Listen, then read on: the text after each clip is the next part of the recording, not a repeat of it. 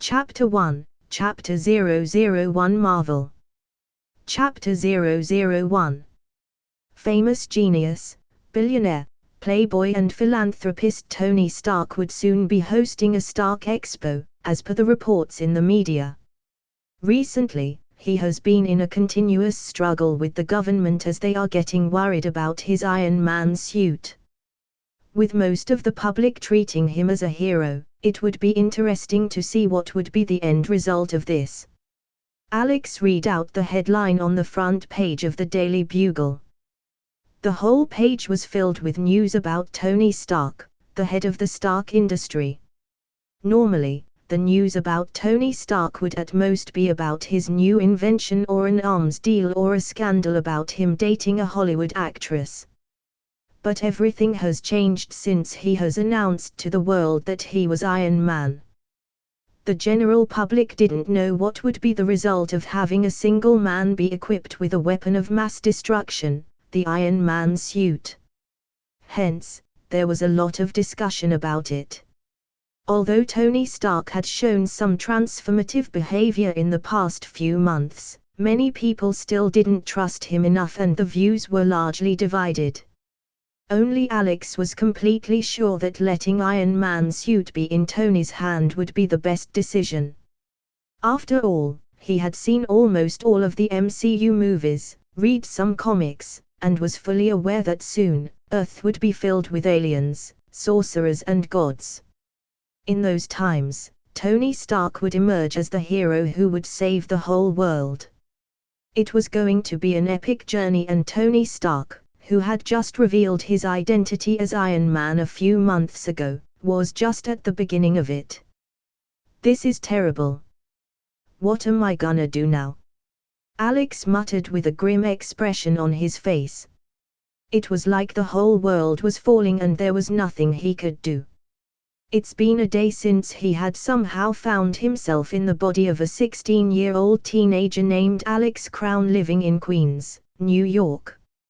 Although transmigrating itself was something that would top the charts in the list of weirdest things in the world, there were other things that were quite unbelievable. No, he wasn't talking about his new surname. The thing that baffled him the most was of course the fact that he was not in a normal universe but the Marvel universe. It had struck him greatly as soon as he had seen the photo of Tony Stark on the internet while searching around for information.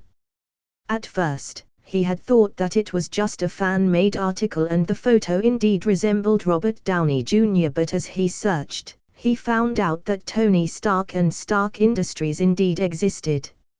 Even Captain America was real and was celebrated as a World War hero. He had searched around more and other people like Bruce Banner, Reed Richards, Matt Murdock were also real. Although they weren't superheroes yet, they still existed and were real people. The greatest proof was the existence of Peter Parker himself, whom Alex had found in the memories of his new body. Apparently, they both went to the same high school. All this had made him think of a lot of questions and the more he thought, the more his confusion grew. If the Marvel world was real, did that mean beings like Celestials also existed? If so, then did they have anything to do with his crossover? Was he just the protagonist of a what-if episode titled What If a Normal Person Got Transferred to the Marvel World? Alex didn't know and all he could do was to slowly come to terms with his situation.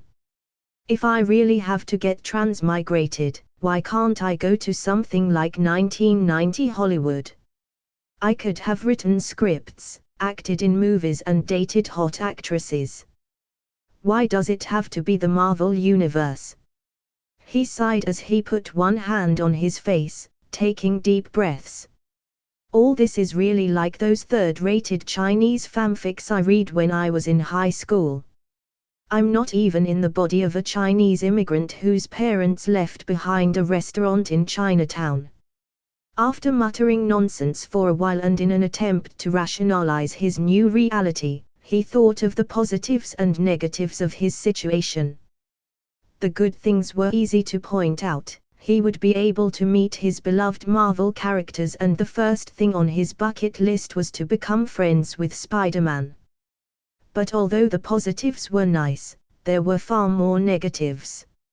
Marvel World was way more dangerous than the normal Earth he was used to. At least there he didn't have to worry about dying by an alien attack. The worst of the worst, he had to worry about the self-proclaimed chairman of Universe Welfare Program, the Mad Titan, Thanos. Even if he survived the alien attacks and Ultron, there was no saying if he would survive the snap. Just thinking about it is making me want to kill myself. Maybe I should try. Who knows if I can transmigrate again by dying. Harry Potter universe at least sounds more safe than Marvel. He muttered with a throbbing pain in his head. Alex thought back to how he had found himself in this new body. It was just yesterday when he had come back from college and started playing a game to pass time. Yes, he has crossed over due to a game. It was one of Marvel's newly released Android fighting game called Marvel New Heroes. It was a standard fighting game, but the charm of it was that you could make your own unique superhero character like a Morpg. But before Alex could make his own character, a survey had appeared before him. It was a standard survey with basic questions, and once in a while, there were weird questions too, like would you rather die or go after an underaged girl? Alex had obviously chosen the first option. He wasn't a pedo after all. It had taken him half an hour to fill the survey, and the last question was, do you want to be a hero or a villain? Alex was just about to select the hero option when he had suddenly blacked out and woke up in his current body, a few years younger and more handsome. As he thought about all that, suddenly, a holographic box appeared out of nowhere in front of him. Do you want to be a hero or a villain? Creator's thoughts. Extra 26 Extra 26. Please enjoy this novel and comment. Comment. 52 comments. Vote.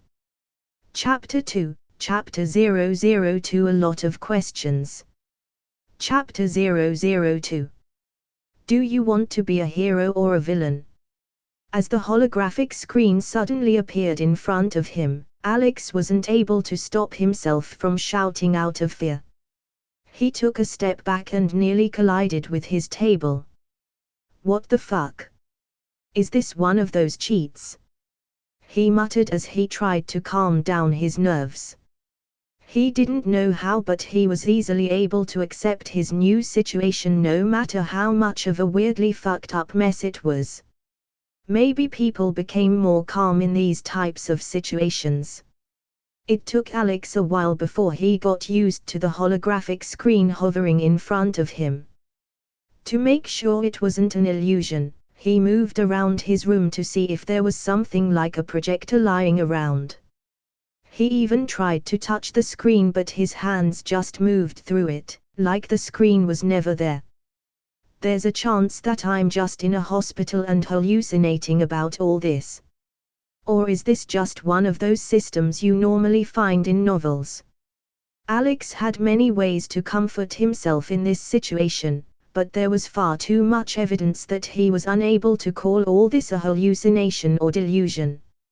For example, there was no way he would be capable enough of critical thinking if this was a hallucination. His newfound memories were one more example. Let's see how this works, he said as he wondered about the ways to call his system. System open. Menu. Player login. Status screen. Abracadabra. After embarrassing himself for a few more minutes, he gave up and sat down on the edge of his bed. It didn't seem like he would find a way to call his system. The screen asking him whether he wanted to be a hero or a villain was still hovering in front of his eyes. There was only one logical explanation for this now. I need to select a path for myself before moving forward. If Alex had to choose between being a hero or a villain, he would obviously walk the more cliché hero path. Being a villain didn't suit his character no matter what, and if he got caught, he would be sent to jail or worse. He would also have to deal with all sorts of superheroes. That option was already cancelled out from the start. If only there was an anti-hero option, he would have pondered on it more. But he wasn't provided with such an option. Alex guessed that it was probably a hidden path that wasn't unlocked yet. The hero option it is then. He was just about to select the hero option when his fingers stopped. A question popped up in his head. Do I even want to be a hero? It was a basic question, but it was something that was going to change his whole life, way more than it already has. Alex didn't want to rush into it and make a decision that he may regret later. Being a hero sounded only good in theory. In reality, it was a job that could ruin his life. He had seen many superhero movies, and the first of all of them was the original Spider-Man trilogy. He could remember how being a hero had ruined Peter's life, both socially and romantically, even forcing him to give up on being Spider-Man for a brief time in the second movie. Even in the Amazing Spider-Man franchise, Peter had always lost people due to shouldering the responsibility of being a hero. Alex didn't want to go through the same stuff. And he didn't know if he could risk his life for others. Maybe he liked to help people, but helping someone and risking their life for them are two different things. He didn't even have any superpowers yet. Maybe the system would give him one, but he didn't know if he would be able to protect himself with that. There was also another problem. I would be changing the timeline if I became a hero. Alex didn't know what Marvel universe he was in. Aside from the MCU, there were all sorts of universes in Marvel. There was one with zombies, one with gender swap, and even one where Spider-Man was a pig. Seeing that Tony Stark was working on the Stark Expo, it was guaranteed that he was in the movieverse, but even then, Spider-Man was already 16 in this one. Well, Spider-Man would have been in the MCU way earlier if not for Sony. Maybe, it's because it's a real world now. Alex silently pondered on it. In the end, he guessed that he was in an alternate version of the MCU and left it at that. But the fact that his presence could change the timeline entirely was still there in his mind. He had seen some episodes of the What If animated series, and he very well knew that one small change was enough to bring a big change. All these jumbled thoughts made him confused for a long time, before a voice interrupted him. It was the mother of his new body, but it was safe to say that she was his mother too now. Alex, come eat your lunch. Then, I have some work for you. A woman with black hair and a pretty face opened the door to his room and said. Her face has signs of fading beauty, and Alex felt a warmth in his chest seeing her, a familiar warmth. I'm coming. It took him a while to respond as he got up from his bed and moved downstairs. It had only been a day, so he wasn't used to his new family. But somehow, he was able to handle it all and didn't feel much awkward around his new family. Is this a basic feature of transmigration? How am I able to accept every part of my new life so easily? He thought, but like so many of the questions roaming around his head, this one was also without any answer. Comment.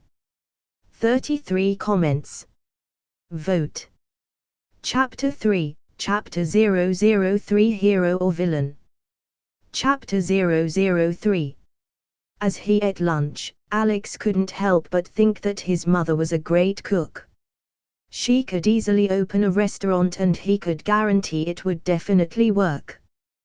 The butter chicken was so delicious that it had left Alex licking his fingers in the end. Alex's mother, Avanti Crown was an Indian woman who had migrated to America after her marriage with his father, Arnold Crown, making Alex half Indian, but looking at him, no one would think that he was half Indian. After all, he had taken after his father with only his eyes resembling his mother. Alex didn't know if it was deliberate or not, but Arnold Crown worked in Stark Industry. Although he didn't know much about his father's job there, he knew that it was at least a high-paying job that ensured that his family didn't have any money problems. On the other hand, his mother was a writer, albeit not a very popular one. Still, her actual talent lay in housework and cooking, which she seemed to enjoy too. Overall, they were a really happy family. It's way better than my real family, Alex thought, thinking back to his life that now seemed like a distant dream. He still hadn't come to terms with his situation, so it left a lot of conflicted feelings in his heart. He wondered if he could go back to his normal life, but he didn't see any way to do that. At that moment, his mother's voice broke him out of his thoughts. "Alex, if you have eaten your lunch, can you fix this hairdryer for me?" "A dryer?"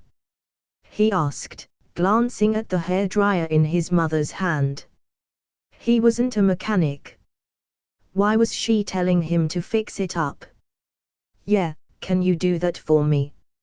I will give you extra pocket money for it," his mother said and put the dryer on the table before leaving in a hurry, not even glancing at Alex's confused expression. How to even fix a hairdryer now? Alex frowned as he looked at the broken dryer in front of him. He stayed confused for a while before some memories made him aware of why his mother had told him to fix the dryer. It turned out that the previous soul occupying this body was pretty smart. Not at the level of Peter Parker or Tony Stark, but he was skilled enough to fix household stuff like dryers and microwaves. "Do I have a smart brain too now?" he thought, thinking back to his average grades in his previous life. It took him a minute before he realized that indeed, his brain was processing way faster than before. It was a weird feeling and it made him feel like he was using someone else's brain. Well, that wasn't wrong either. It took him almost an hour to fix the dryer. The motor was fried and it took a while for him to open it all up using a screwdriver and put it all back together. Throughout that process, he realized that he was more special than before, even without superpowers. His brain was enough for him to get a job in top companies and live a nice, rich life. One that he had only dreamed of before. Even with the threat of alien attack and Thanos, I can live a better life than before. Avengers would handle Thanos in the end anyway. There's no need for me to risk my life, Alex thought as he ensured himself. Asterisk asterisk asterisk. It was evening when Alex decided to take a look around his new neighborhood. He was, after all, in Queens, New York.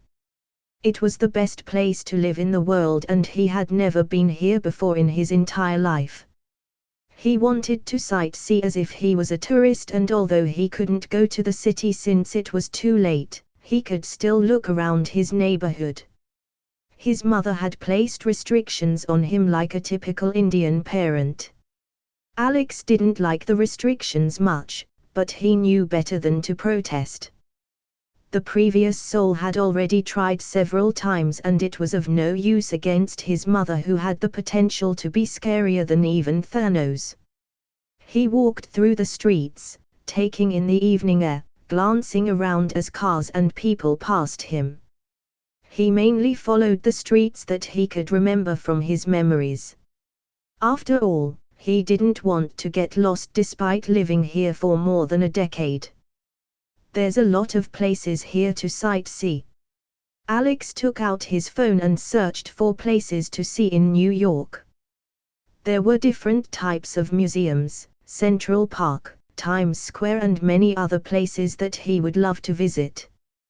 There were also buildings that didn't exist in his world, like Stark Tower and Oscorp. It was Sunday tomorrow and school would only start after that, so he had a little time to look around a bit tomorrow. Alex made plans to see various places as he walked, but suddenly, his eyes darted across the street as he saw a man with long hair and a mask running despite the red light. The cars honked and one of them nearly collided with the man, but there was no sign of him stopping. What's going on? That man. Alex took a breath as his instincts raged with a bad feeling. He kept his eyes on the running man and saw him nearly falling down by colliding with the pedestrians. If he kept going, he would run straight into an old man. Wait. Isn't that Uncle Ben? He suddenly shouted as a scene from The Amazing Spider-Man passed through his vision. It was the scene in which Ben Parker has lost his life, making Peter realize his mistakes and become a superhero out of guilt. Now, the same scene was happening in front of him. What should I do? Like this, he will lose his life. Alex gulped as his thoughts ran wild and time seemed to have stopped for him. In the next few seconds, Uncle Ben was gonna lose his life. Was he just going to do nothing? If he just stood there, won't he just feel guilty all his life? But even if he wanted to do something, the distance between them was too long for him to act. He won't be able to even reach close to the masked man no matter what. Do you want to be a hero or a villain? At that moment, the prompt suddenly appeared in front of him like it was just waiting for this moment. The moment where Alex has to decide his path. Creator's thoughts. Extra 26 Extra 26. We'll post more chapters tomorrow. Thanks for reading. Comment. 48 comments. Vote. Chapter 4, Chapter 004 Saving Uncle Ben. Chapter 004. I can't just stand there watching someone fall to his death. Alex took in a deep breath as he studied his chances here. He had decided. He couldn't let someone die in front of him, no matter how much it was necessary for Spider-Man's origin. If he really just let Uncle Ben die here, he would be guilty all his life. But he couldn't do anything with his normal self. He didn't have a superhuman body like Captain America or energy repulsor like Iron Man. His only choice here was to accept being a hero. Do you want to be a hero or a villain? Alex stared at the prompt and cursed. Fuck it. There's no way I can live a normal life after finding myself in the Marvel Universe. I might as well become a hero. With his mind made, he thought of selecting the hero option and the vision in front of him changed. He suddenly felt like something was entering his body. Not only his body, but even his soul seemed to be going through some kind of modification, like power was getting pushed into it. The screen in front of him also changed. You have chosen the hero path. Your body and soul have gone through a modification. You have gained new powers and your overall capabilities have increased. There were more prompts besides these two, but Alex didn't have time to read through them. He looked at the masked man who was just about to run straight at Uncle Ben. Approximately in the next 5 seconds, Uncle Ben was gonna lose his life. But Alex wouldn't let that happen. He was feeling a new kind of power in his body. It was almost like he was on some kind of drug. I have to save him no matter what. Bracing himself, Alex leapt off. The red light was still on and running on the streets was no different than having a death wish, but Alex was sure that cars won't be an obstacle. This time, it was really like time had stopped for him. It's almost like I'm Flash. Alex counted down the seconds in his mind as he guessed that he had turned on one of his new powers. 1. Everything was moving in slow motion and he could see the masked man colliding with Uncle Ben. 2. A gun fell from the pocket of the masked man. 3. Wind rushed past Alex, ruffling his black hair as he crossed the street. He was just a second away from the masked man and Uncle Ben now. 4. Both Uncle Ben and the masked man went after the fallen gun. 5. Before the masked man could pick up the gun, Alex put all the momentum he had into a single kick and struck him on the sides. Time started flowing normally as the masked man slammed into the wall, bringing a close to whatever power Alex had activated. The sound of ribs breaking came out, followed by a pitiful yelp. Alex also felt pain echoing up his leg, but he ignored it and sent another kick.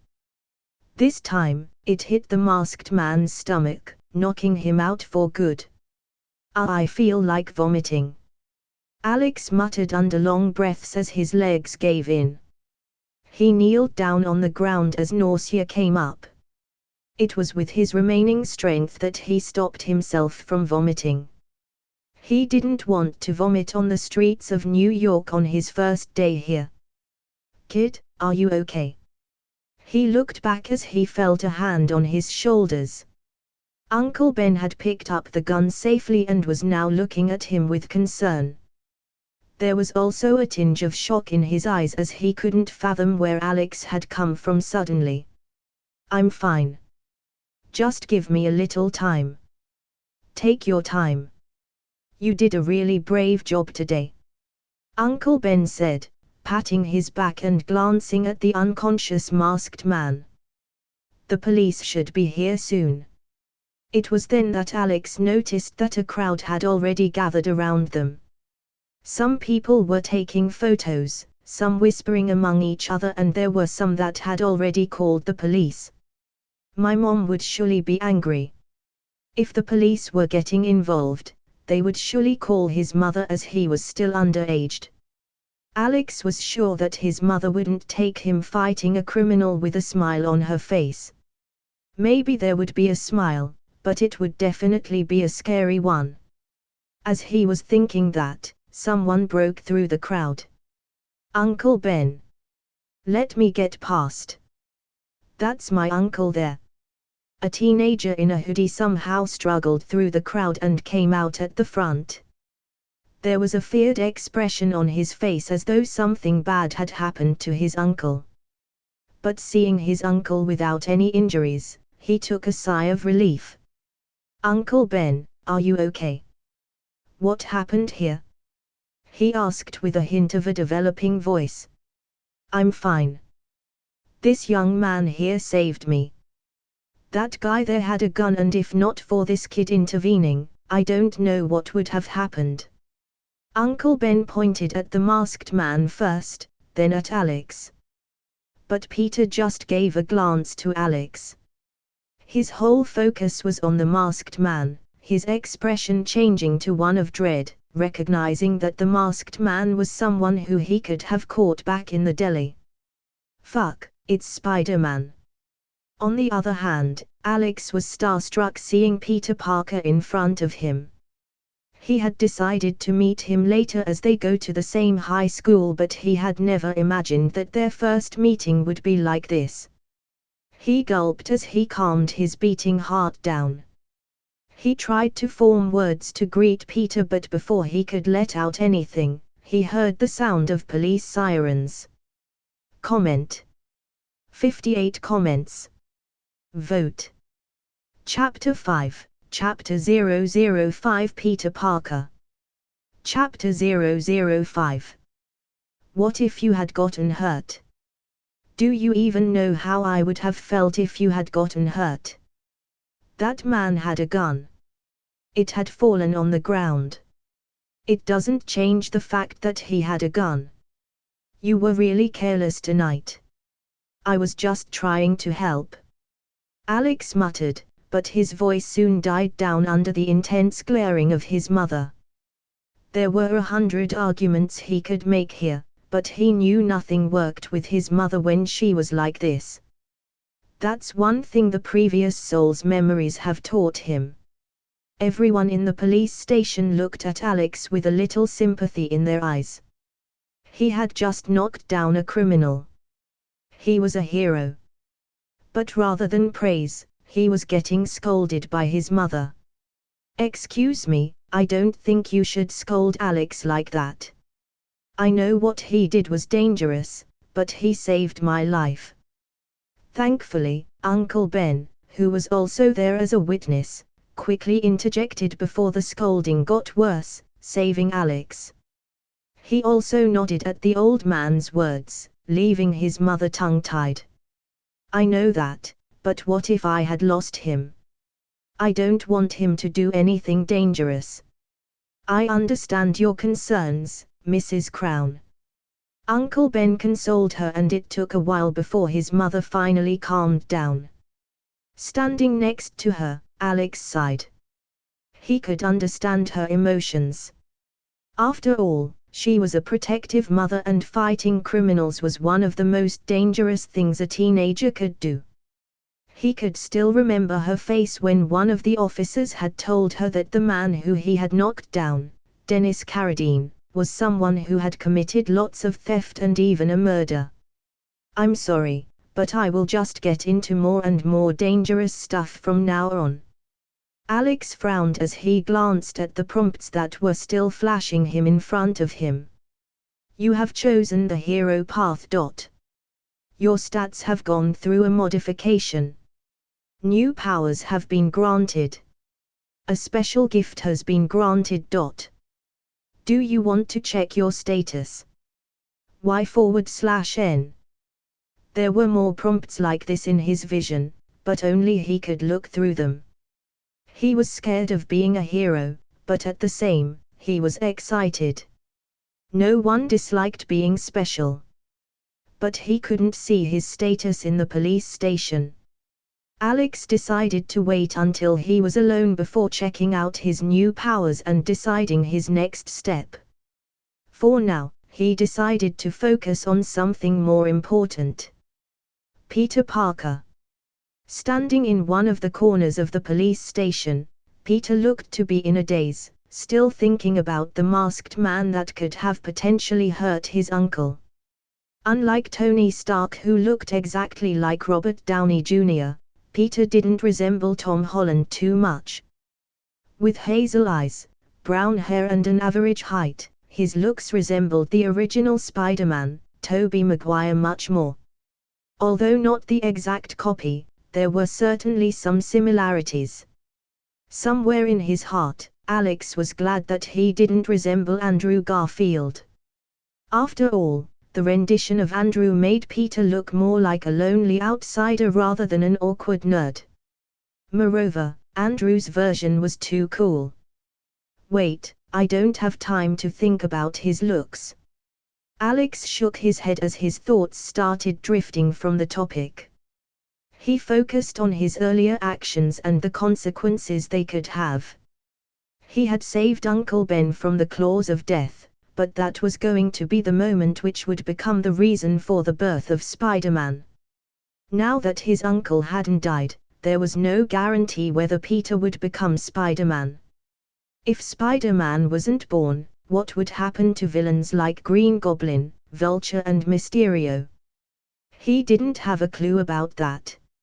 I remember in one of the comics where Uncle Ben hadn't died, Peter had gone on to become a scientist like Reed Richards, not using his powers for others but for himself. Alex thought of one of the possibilities and felt a pain in his head. With no choice, he made his mind up and walked up to Peter. "Hi, Peter." "Alex, again, thank you for saving my uncle. I don't know what would have happened if you weren't there," Peter said with a grateful look.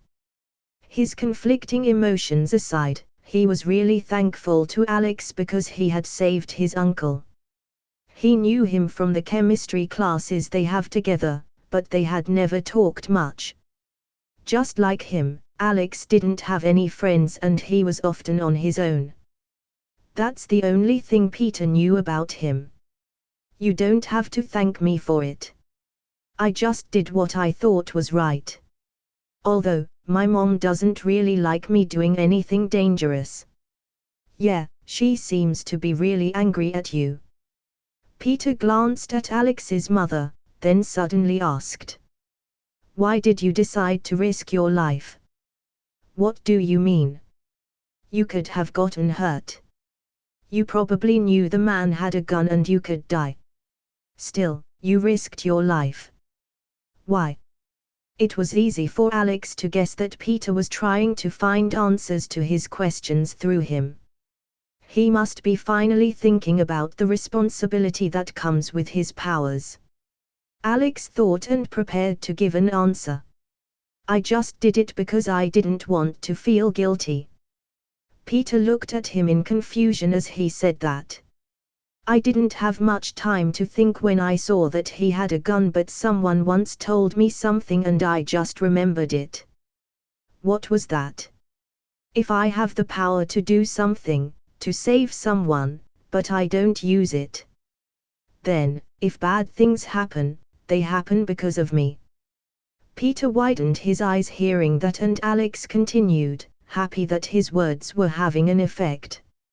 If I had knocked that man out, your uncle would have gotten hurt. Maybe other people too, and I didn't want to feel guilty for not doing something when I could have. It's just that. Even if that meant risking your life.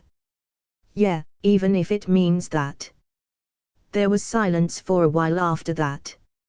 Usually, silence was awkward for people, but both Peter and Alex were used to it. Alex just glanced at Peter until the latter opened his mouth. Who said that to you? Just someone I met once. I don't really know his name. Alex smiled, wondering what would Peter's reaction be if he knew that these were his own words. That someone must be wise. Uncle Ben often says something similar to. With great powers comes great responsibility. Your uncle is wise too. Yeah, I'm finally understanding what his words mean. Peter smiled as if he had gotten the answer he was searching for. Comment. 30 comments. Vote.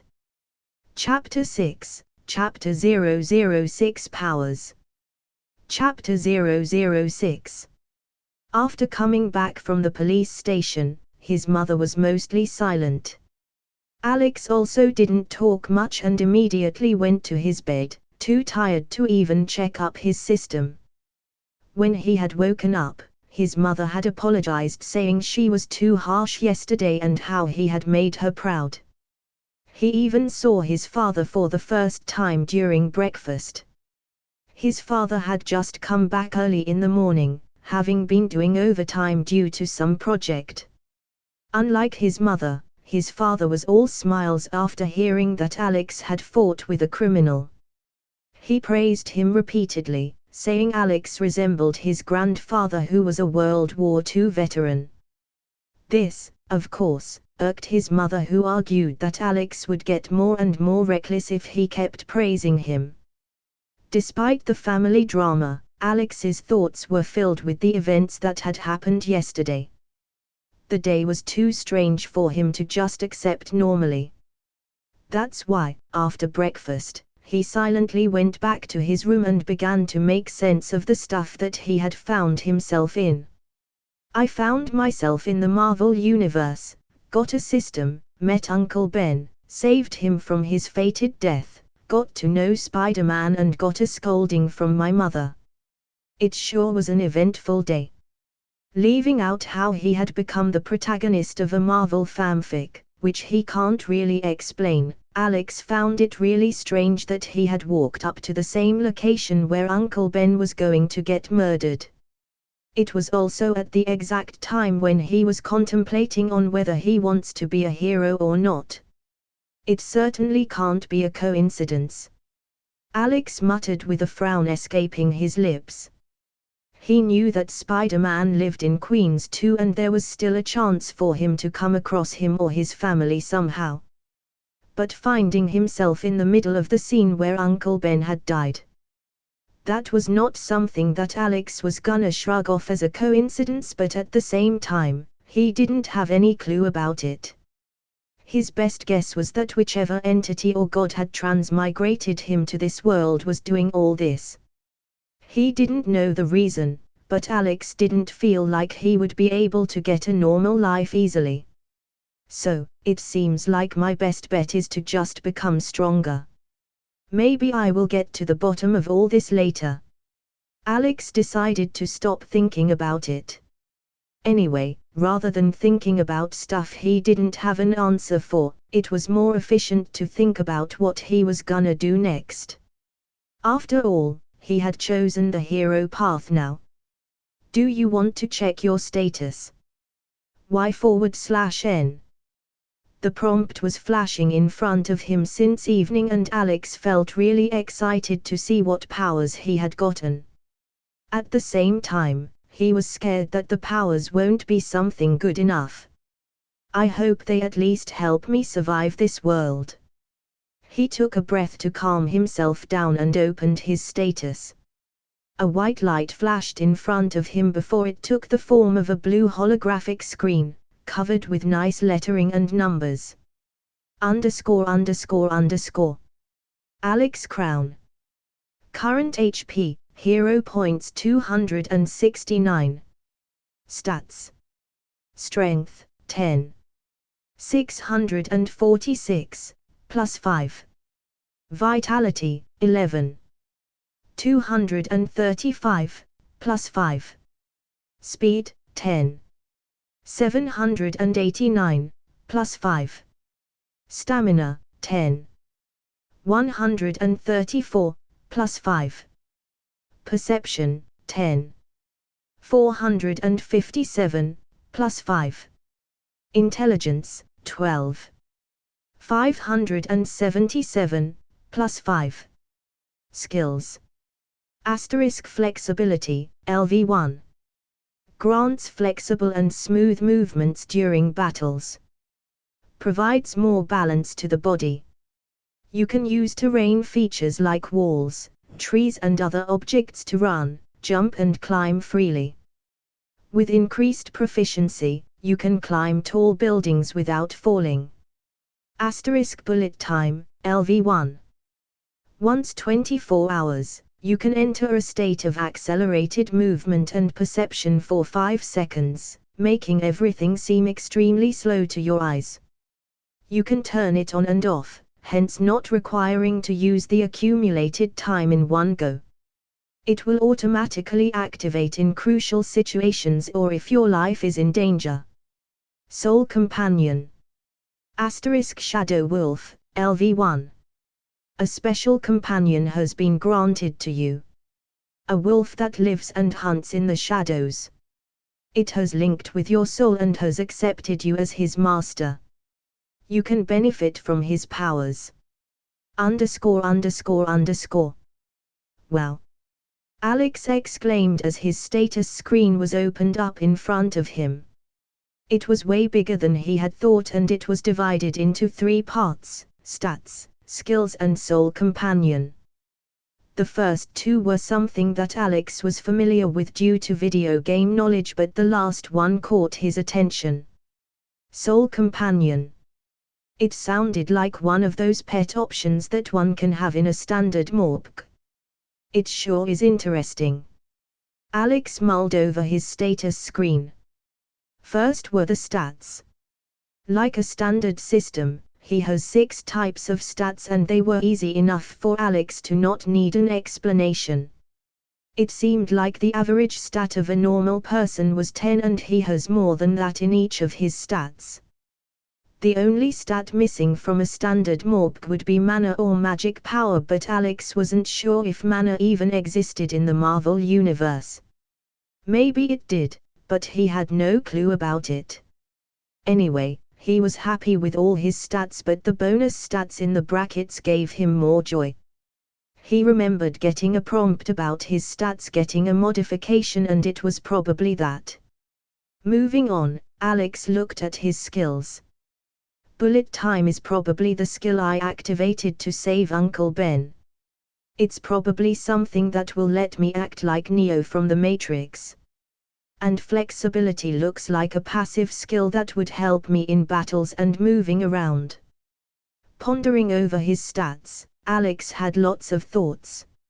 He was also happy that they were good enough skills for him to be able to survive as a hero. Bullet time was a life-saving skill, and flexibility would let him stand his ground during fights better. Moreover, it also solved one of his worries. Alex can't fly, nor does he have any sort of a vehicle to reach a crime scene. Spider-Man can use his webs to move around, and Iron Man has his armor, but he had nothing. He can't just run to a crime. It would be inefficient, embarrassing, and a waste of time. Now with flexibility, he can at least use the buildings to his advantage and run through them. Kinda like how Black Cat operate. Now, the only ones that are left is Soul Companion and... What is this? As he was having to check the Soul Companion part, his vision stopped at the words that hadn't caught his attention before. Hero points. What is this?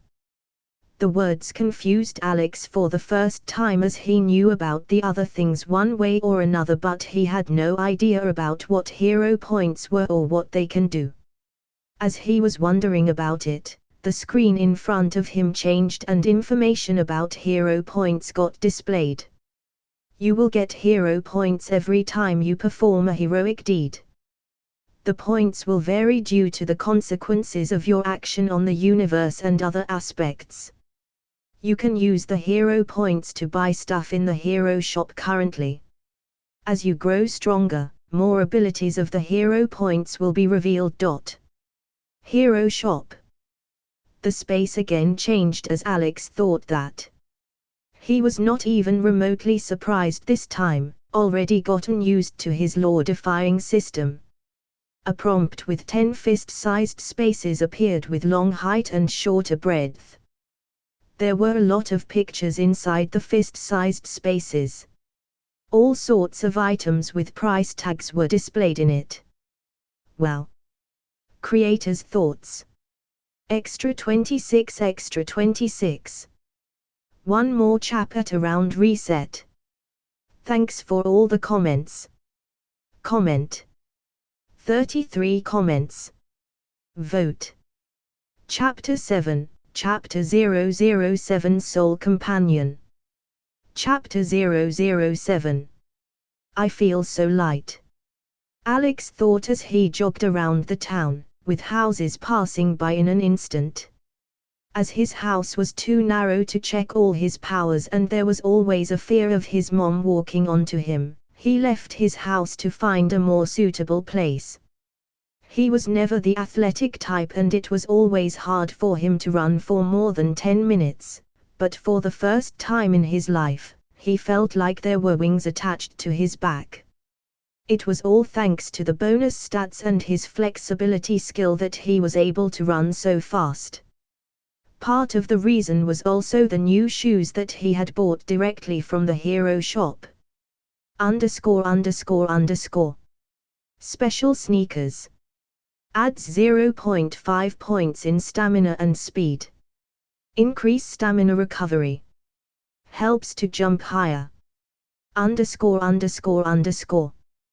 These sneakers were the cheapest product in the hero shop, costing just 5 HP, and Alex had immediately bought them to see the authenticity of the hero shop. To his surprise, the sneakers were better than expected. Not only did it provide buffs, they were also really comfortable to wear. I have to think of a place where no one will see me to test the rest of my powers. Alex thought while running. After thinking for a bit, he finally remembered a place that he could use to test his powers. The people on the streets ignored him, seemingly too busy to focus on a teenager jogging around on the streets. It took him a bit of time, some asking around and checking on Google Maps repeatedly to find the place he was looking for. An abandoned factory. It's really old. It was a factory that had been abandoned for years. Although Alex didn't have much clue about why it was abandoned, there were rumors that there was a big accident here, and after that, the company which the factory belonged to became bankrupt. There were rumors about ghosts roaming around in the factory, hence its prices went really low and the owner never agreed to sell it at a below average price. Hence, the factory just got abandoned. At least, I can use it as a spot to test my powers now, Alex thought as he took a long look over the factory. It was covered by all sorts of weeds and most of the outer frame of the factory had already rusted. Moreover, there was a 20 feet tall fence surrounding it. The fence was one of the reasons why even the ever so curious teenagers avoided the factory. It was not at all easy to climb over the fence and it was just too much work. I wonder if these shoes and my flexibility skill will help here. Alex took a look behind him to see if there was someone else around and then, he took a deep breath. Then, he ran straight towards the fence. With his heart beating wildly and fear taking over his chest, Alex was really scared. A mistake would mean serious injuries. But he didn't stop. He decided to trust his powers and jumped with all his strength. He felt a feeling he had never felt before coursing through his body as he managed to jump over the fence without a single scratch to his body. As he landed, he let out a loud, excited shout. He felt like he had accomplished something big, but he soon calmed himself down, knowing that it was just the beginning. Alex walked inside the factory after using all his strength to push aside the rusted gate. Like he had thought, the factory was spacious enough for him to do anything. There were all sorts of machinery lying around, and there were some chains hanging from the ceiling. Some parts of the roof had fallen down, allowing the sunlight to pass through it. Alex could also see some spider webs on the corner of the walls. After taking a good look around the factory, Alex thought about the power he wanted to check. Soul Companion. It was the only power granted by the system that Alex has failed to comprehend fully. Although the name was self-explanatory, he didn't know how to activate it or control it. Okay, let's see. He muttered and closed his eyes, trying to emulate what he has seen in movies and novels. To talk to your soul, one must close their eyes first. With his eyes closed, he concentrated on anything that he could sense inside him. I don't think this will work. Wait. What is this? Suddenly, he felt something. It was hard to describe what he was feeling, but there was definitely something mystical. Alex focused on it and soon, a black-colored energy started leaving his body. The energy moved at one place and started forming together into a shape. Soon, a wolf made entirely out of energy was standing in front of Alex. It opened his eyes and let out a wild howl. Ow-woo-woo. Wow. It's a real wolf. Alex exclaimed after opening his eyes due to the howl. He couldn't help but marvel at the wolf in front of him. Its size wasn't that big and it looked more like a large dog rather than a wolf, but its expression was ferocious and it was made entirely out of energy.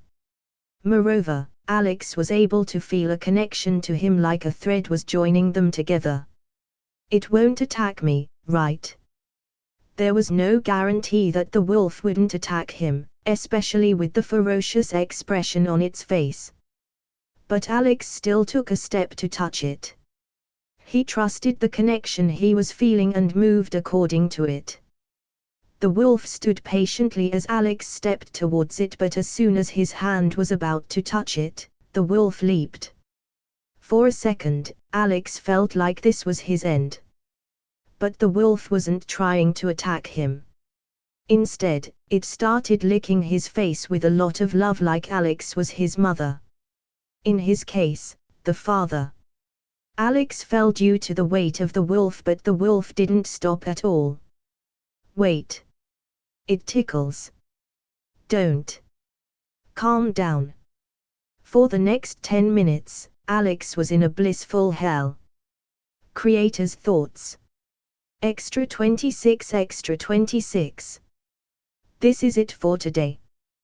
Please comment more as they really motivate me, and I will make a Discord server in a day or two, so I hope some of you will join. Comment. 21 comments. Vote. Chapter 8, Chapter 008 A Good Boy. Chapter 008.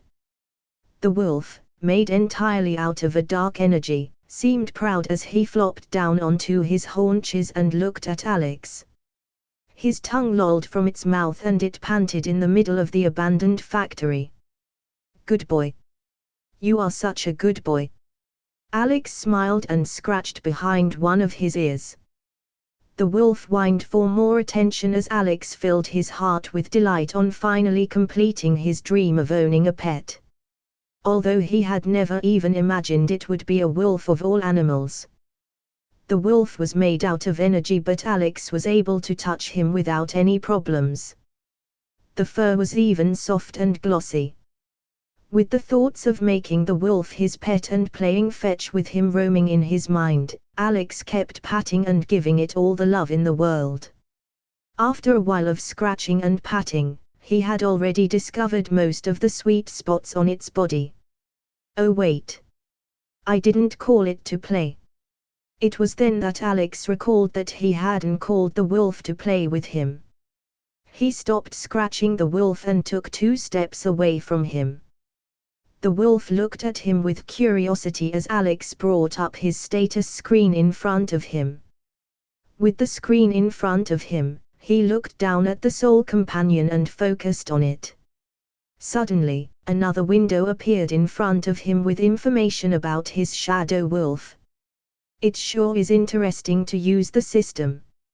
Alex smiled, already gotten used to the mechanics of his system. He stared at the new screen in front of him. ____. Soul Companion. Shadow Wolf, LV1. A special companion has been granted to you. A wolf that lives and hunts in the shadows. It has linked with your soul and has accepted you as his master. You can benefit from his powers.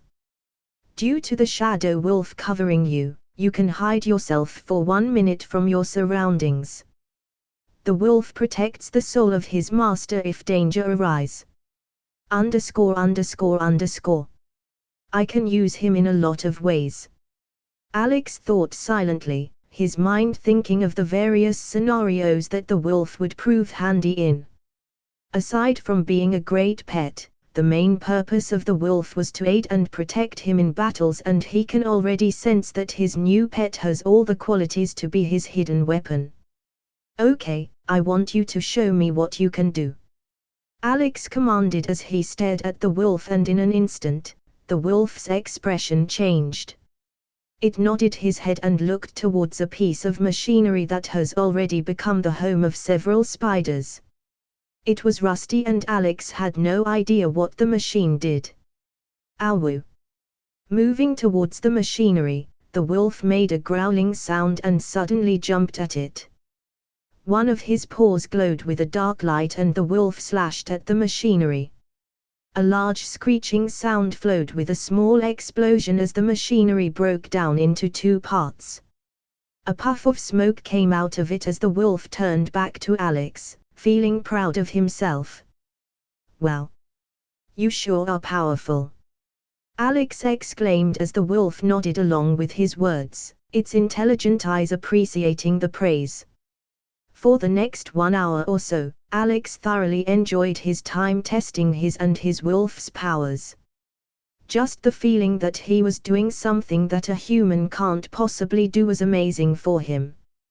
He also made some amazing discoveries. For example, his flexibility skill was way better than he had imagined. Not like it makes him a natural gymnast, it also helped him maintain his balance at all times. There was one instance where he was gonna fall while jumping over the fence when he was testing his jumping skills. He thought he was gonna fall hard, but his flexibility skill helped him maintain a balance even while he was falling. It enabled him to land safely without any injuries.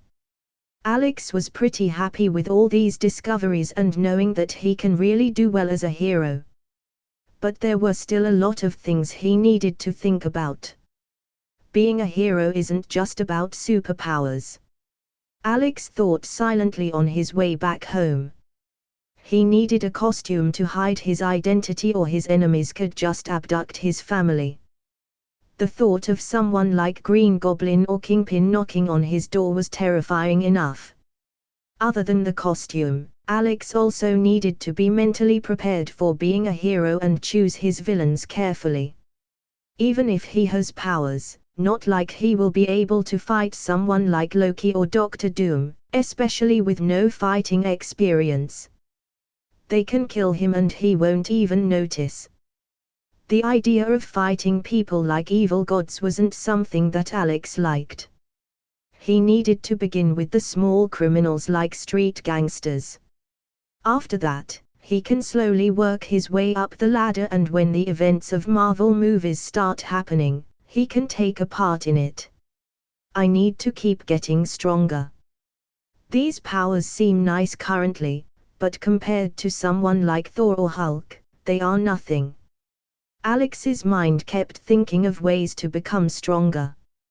He thought of heroes that constantly improve themselves like Batman and Iron Man. Both of them were just crazy rich individuals with a high intelligence, but they were able to stand their ground against anyone cause they kept improving. He obviously didn't have the money or technology to make suits and gadgets like Iron Man and Batman, but Alex had one thing that no one had. Hero points. They were exclusive to him and he could use them to buy a lot of stuff that can help him out to reach the level of top superheroes. His new sneakers were a great example of it. I need to plan more to become a good enough hero, Alex said, glancing at his sneakers. Creator's thoughts. Extra 26 Extra 26. Now chapters at reset. Comment. 18 comments. Vote. Chapter 9, Chapter 009 Chikra Dojo.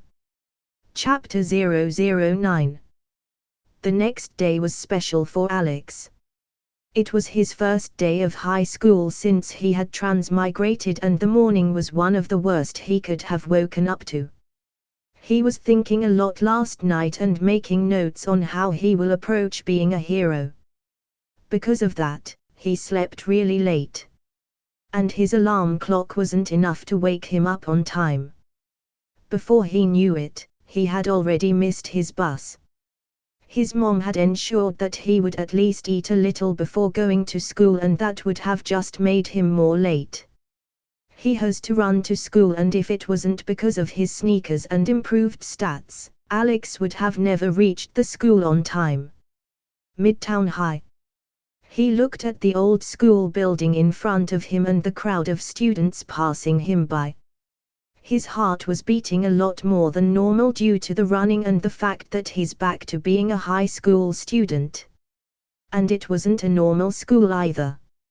It was the high school which Peter Parker, Harry Osborn, Mary Jane Watson and many more Marvel characters studied in. Just seeing those characters made Alex look forward to his new high school life. I hope I can befriend Peter today, he thought as he moved through the school hall, trying to remember which way his classroom was located. Reaching the front of his classroom, Alex collected his breath before entering. The interior of the classroom was nothing special, and Alex had been in these types of classrooms all his life. But the people inside were definitely special. Starting from the back, there was Harry Osborn, the only son of Norman Osborn. With his hands in his pocket, he was talking merrily with the girl next to him, a pretty redhead. Yes, it was Mary Jane Watson. It seemed like they were already in a relationship in this timeline and were one of the most infamous couples in high school. Then, there was Flash Thompson, the main bully of Peter Parker. Although he wasn't a character that Alex had liked initially, his transition into a Spider-Man fanboy and later Agent Venom in the comics was something that he had really enjoyed. Other than them, there was also Liz Allen Toombs. She was talking cheerfully with some girls about makeup in one of the corners. She wasn't much of a special character, but her father was one of the main Spider-Man villains, Vulture. The only one missing was Ned, but as Alex had no memories about him, it seemed like he didn't study in Midtown High in this timeline. My high school life would at least be eventful. Alex took another long look and found a corner seat in the middle row. He didn't talk to anyone, nor did anyone come to talk to him. This was because he was one of the loners in the class who was not friends with anyone. Alex didn't particularly hate this scenario. Rather than acting like a high schooler, it's better to be alone. It's far more interesting to observe rather than be a part of a particular clique. He thought with a small smile on his face. Although becoming friends with someone like Harry Osborn would surely be beneficial for him, it wasn't Alex's way to go. After all, from his memories, Harry didn't feel like a good person. Currently, he was just a rich kid who had friends because of his money. Alex certainly didn't like it, and if he really became friends with him, there was a chance he would come into Norman Osborn's radar. The only person in the entire school he even wanted to be friends with was. He's finally here.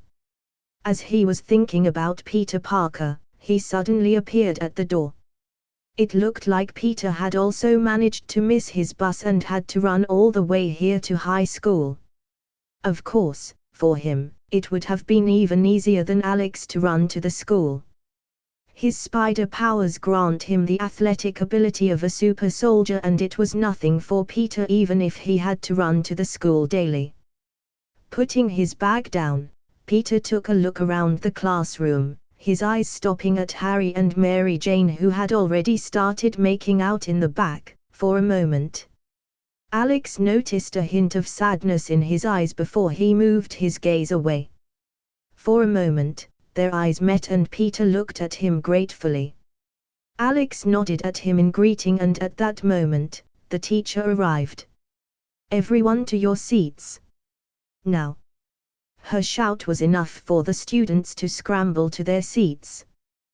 The rest of the day was pretty boring for Alex. He tried to focus on his classes, but the only thing in his mind was his system and ways to get more HP. As the only way to get HP was to do heroic deeds, Alex needed to do what heroes normally do, fighting crime. Although saying it was easy, he needed to find crime to fight it. Moreover, there was one more problem that Alex had to deal with. He didn't really know how to fight. He had his powers and his wolf, but he can't rely on them always. Flexibility would help him in dodging rather than attacking, and bullet time was more of a skill to use in critical situations. To become a better hero, he needed to learn martial arts. I wonder which dojos are the best. Alex kept thinking about it in most of his classes, and as soon as he got a free period, he began searching around for dojos in Chinatown. There was a long list of dojos that he found. But there was one of them that made Alex stop scrolling. It was a place that Alex recognized. Chikra Dojo. It was the dojo of Colleen Wing and a place to nurture future ninjas for the crime organization The Hand. Creators' thoughts.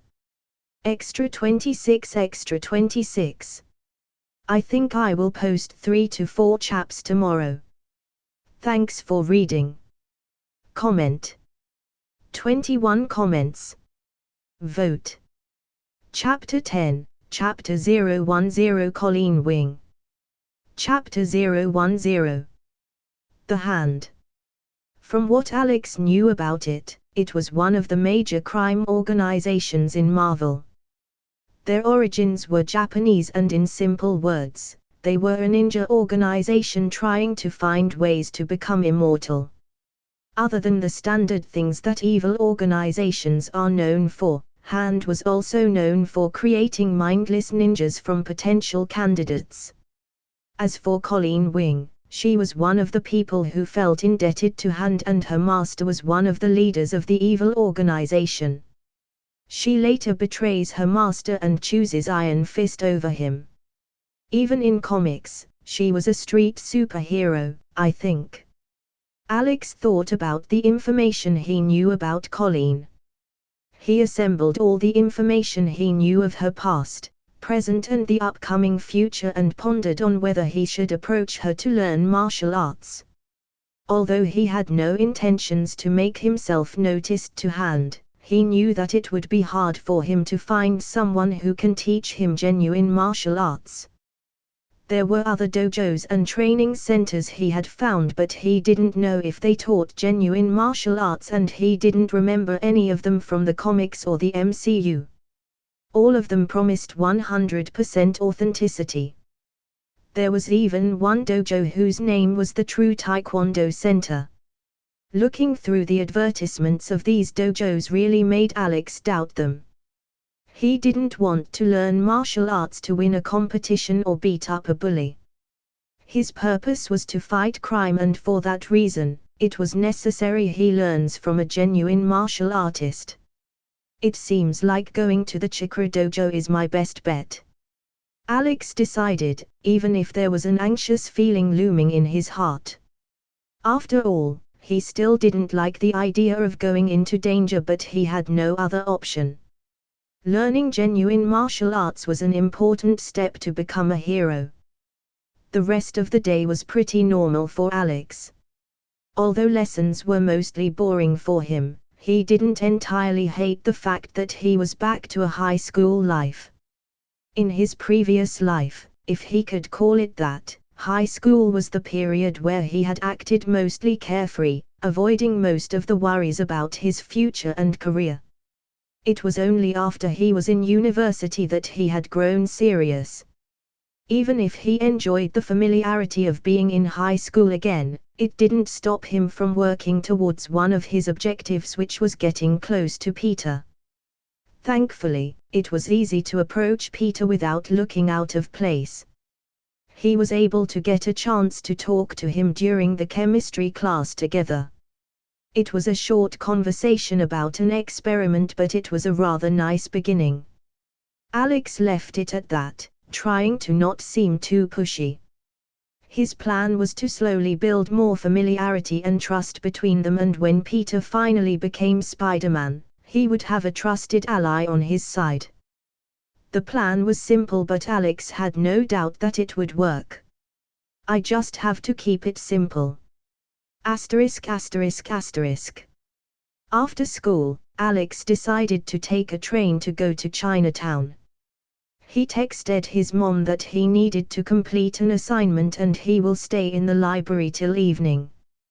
He didn't like making an excuse, but he knew that this was just the start.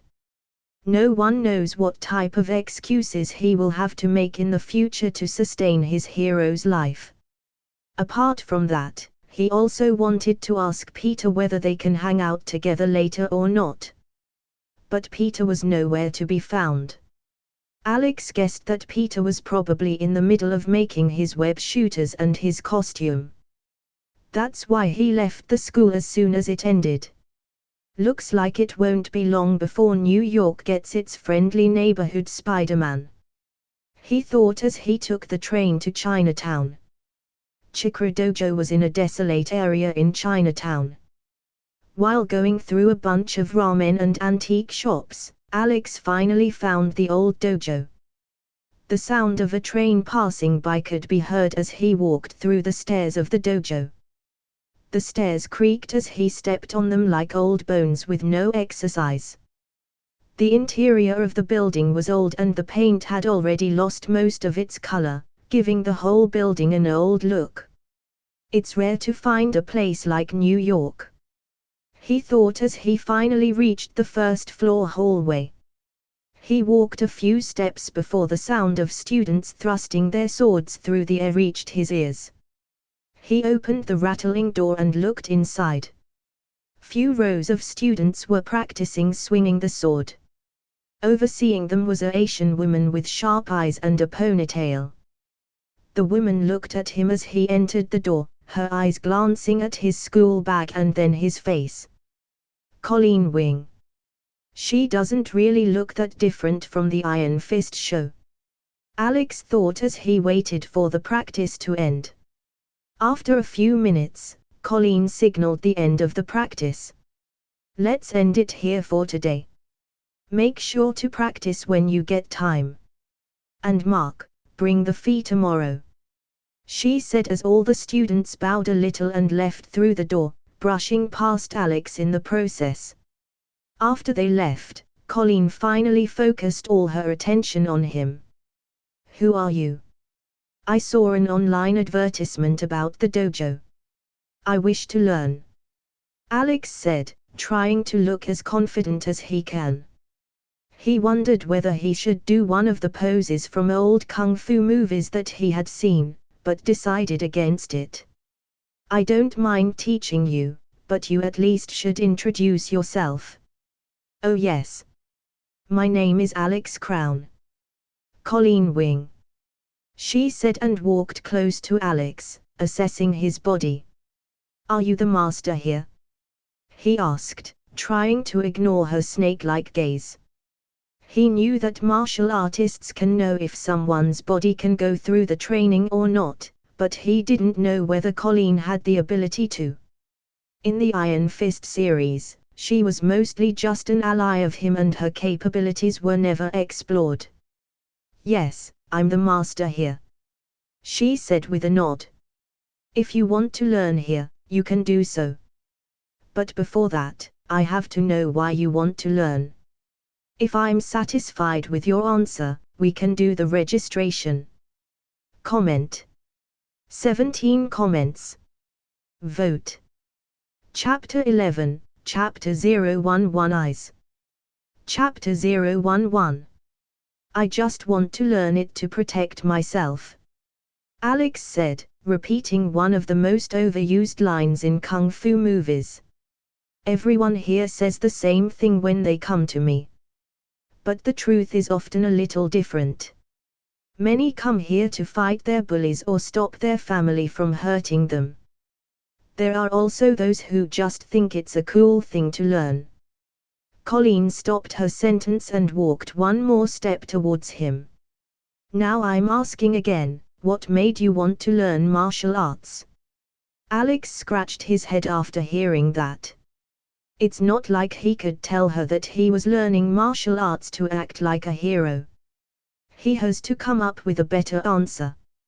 His mind raced for an answer while Colleen just faced him. Just 2 days ago, I was walking on the street when I saw a masked man running across the street. He had a gun and he seemed anxious. Colleen raised an eyebrow at his story and asked, what happened next? Alex made a grave expression, like he was talking about a tragic event. He collided with an old man and his gun fell on the street. I was close by and fortunately, kicked him before he could pick up the gun again. You did a brave thing. Yeah, but what if I would have frozen there? Not able to do anything. The old man would have died. Maybe I would have too. Colleen went silent upon hearing it. Alex's words were mostly true but there were some lies added to it too. It was like how movie studios would add some fictional events to make a biographical drama more interesting. It was just a perfect story for Colleen to accept him as a student. I didn't expect that type of answer, Colleen said and started walking towards one of the doors. Alex followed her, anxious about whether he would be accepted or not. Why did you kick that masked man? There would be other people there too, and you were the only one who reacted. She asked. If I hadn't, a bad thing would have happened. I didn't really have time to think too much. It all happened too suddenly. Alex replied honestly. There was a silence for a few seconds before Colleen faced him again. She took another look at him and nodded her head in satisfaction. Honestly, I would have accepted you no matter the answer, she said, taking out a form from a drawer. I don't have many students here, you see. Alex smiled, thinking about the financial troubles that Colleen went through to make sure that the dojo was running. He recalled that she would even participate in illegal fights to get some money, breaking her code of not fighting for money in the process. Take this form and fill it. Colleen handed him the paper.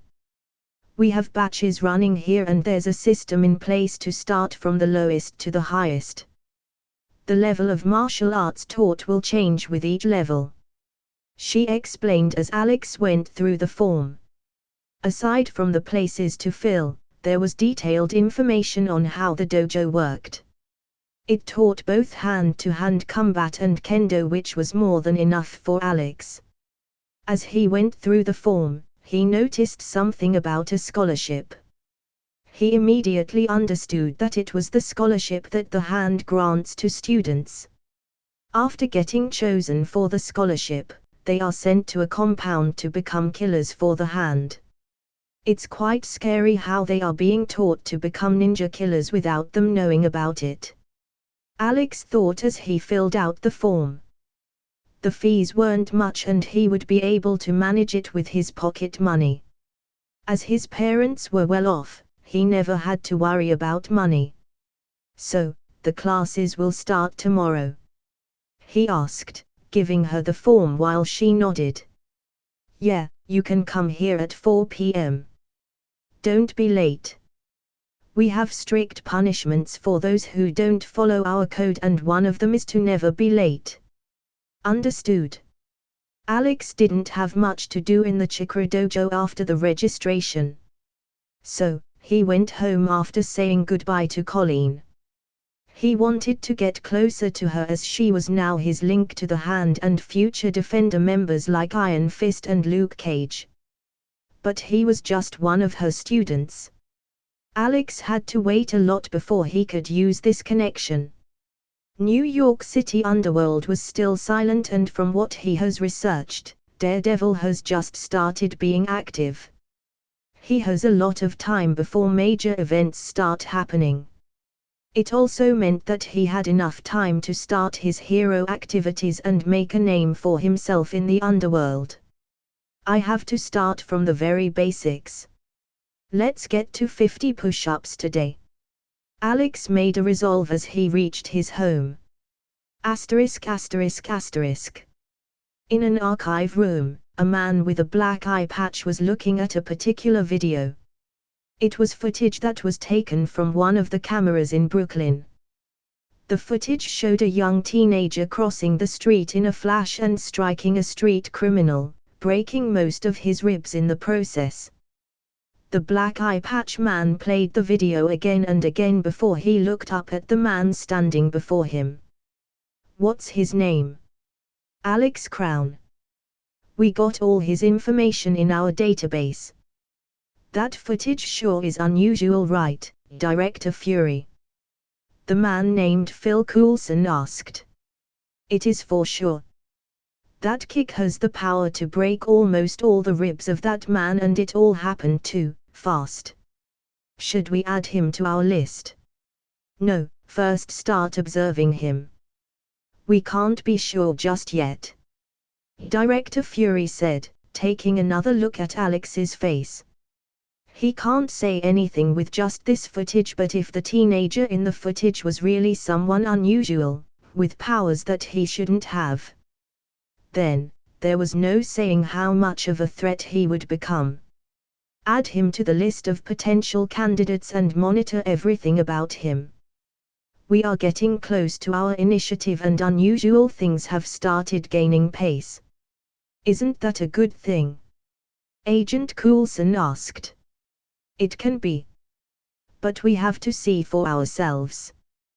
We don't want more people like Tony Stark out there with the means to wreak havoc. Understood. Comment. 27 comments. Vote. Chapter 12, Chapter 012 Hero Name. Chapter 012. The next few days were relatively peaceful for Alex. Aside from school, Chikra dojo and exercise, there wasn't much to do and he was fitting in his new life comfortably. In school, he had already managed to become better friends with Peter Parker. As his brain was way better than his previous life, it was easier for him to converse in more scientific topics. He was also trying to do well in his classes as he didn't want to incur the wrath of his mother if his grades dropped. But thanks to that, he had enough topics to converse with Peter.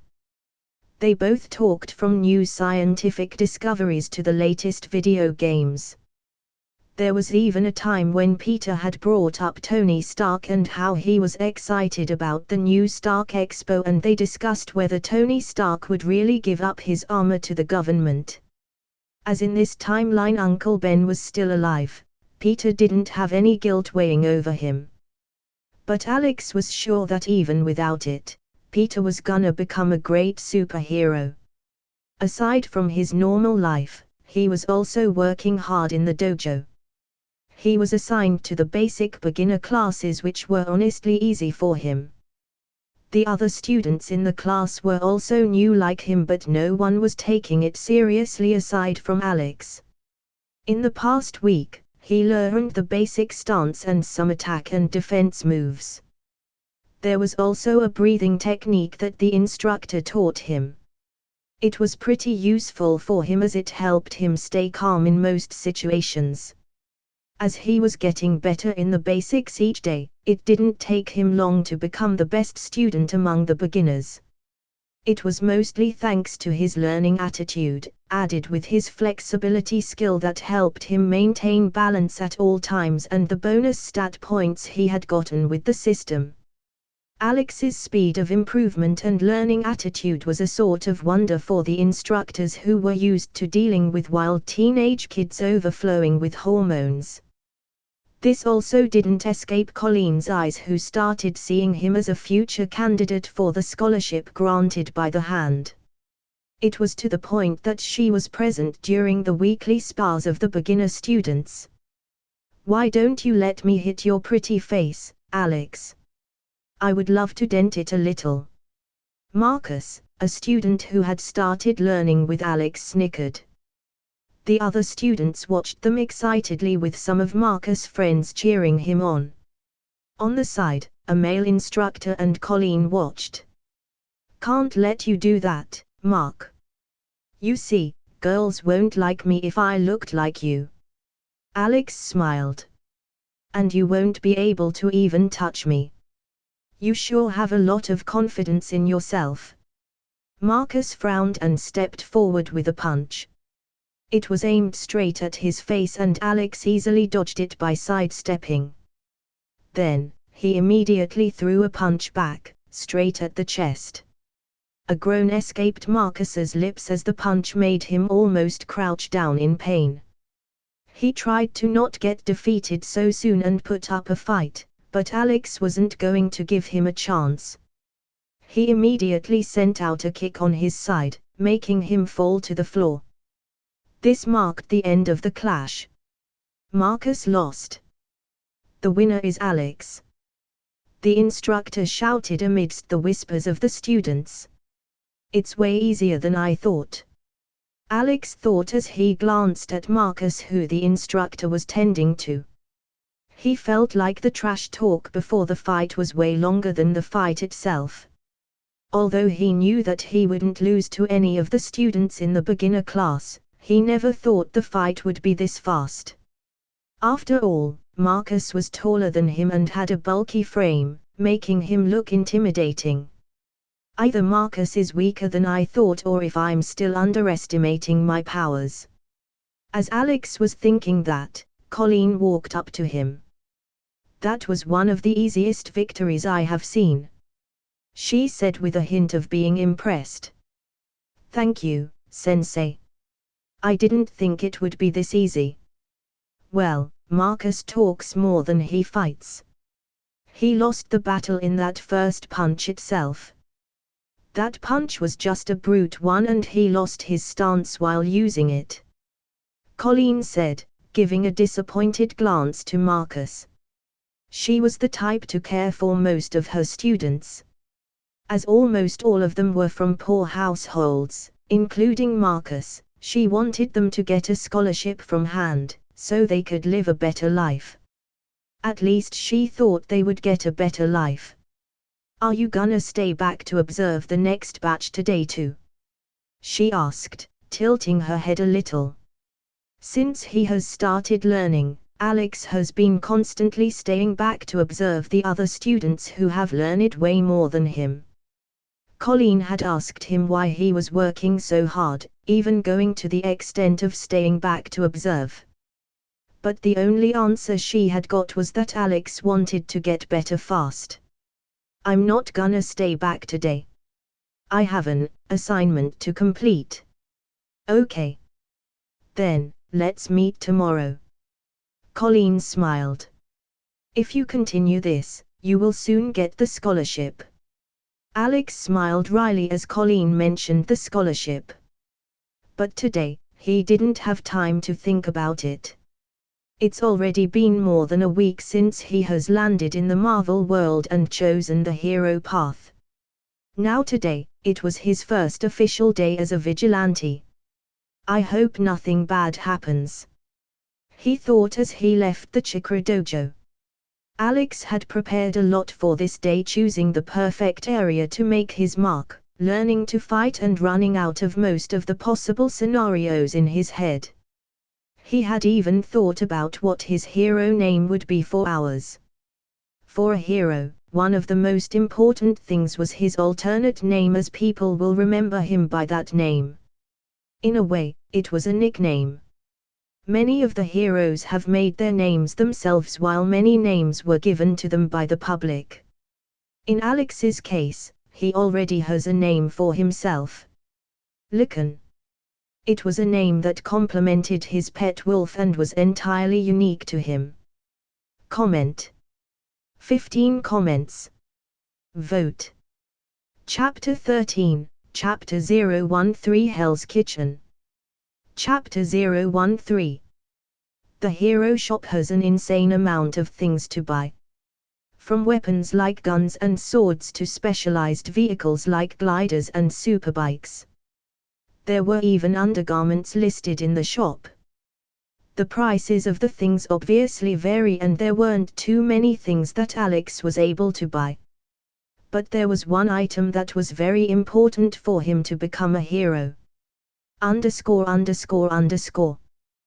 Black Wolf outfit. Made from the leather of the Black Wolf.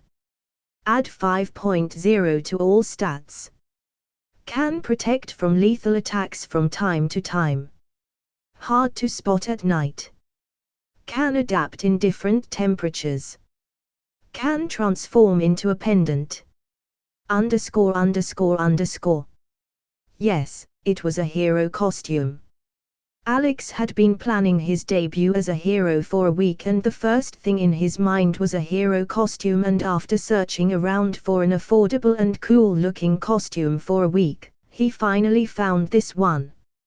It had cost him 150 HP, which was more than half of his total HP, but Alex felt that it was totally worth it.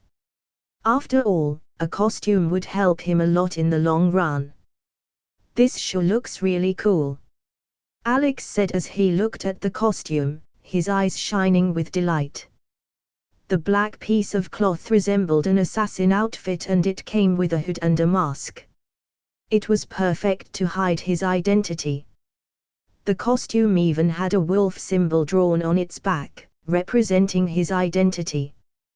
One of the reasons he has chosen a wolf as its identity was also because he wanted a symbol like Spider-Man and Batman. Staring at his costume, Alex waited for midnight. His parents weren't going to be asleep before 12 and he needed to wait till that before leaving his house. At the same time, he was also making some precautions in case his mom woke up in the middle of the night and decided to check up on him. I really hope this thing isn't going to be a waste of my HP. Alex said as he set up a hologram projector around his table. He turned its switch on and instantly, a hologram of his sleeping figure was projected on his bed. It looked exactly like Alex himself sleeping and even he was surprised by it. He had bought this hologram projector for 15 HP as a precaution against his parents. Although Alex felt like the price was too high, seeing the holographic image made him feel better about it. As it was from the hero shop, the quality of it was top-notch and if it didn't manage to fool his mother, nothing else will. With all the preparation done, Alex waited for midnight. He stared at the clock on the wall while taking a look around his parents' room from time to time. The light of his parents' room turned off at 12:03 a.m. and at the same time, Alex leaped through the window with a pendant engraved with a wolf design around his neck. Although it was late, there were still many people around the streets. The area where Alex lived in has a relatively small crime rate and even if he started his vigilante activities here, it won't be much useful as no major gangs were based around here. If he wanted a good amount of HP, he needed to target the high crime rate area of New York. And there was one special place in New York like that. Hell's Kitchen. It was the district where most of the gangs in New York City were situated. From the Hand to the Russians to the Yakuza. Reigning over all of them was obviously Wilson Fisk aka Kingpin, who was the crime boss around these areas. From what Alex can find out from the internet, Kingpin was more of a shadow rather than an actual person. His true identity of Wilson Fisk was something no one knew of and Alex only knew this because of the comics he had read. I need to begin with the small goons before taking on the big fish, he thought as he reached Hell's Kitchen. Making use of his flexibility skill, he climbed on top of a building using whatever he can grab to propel himself higher.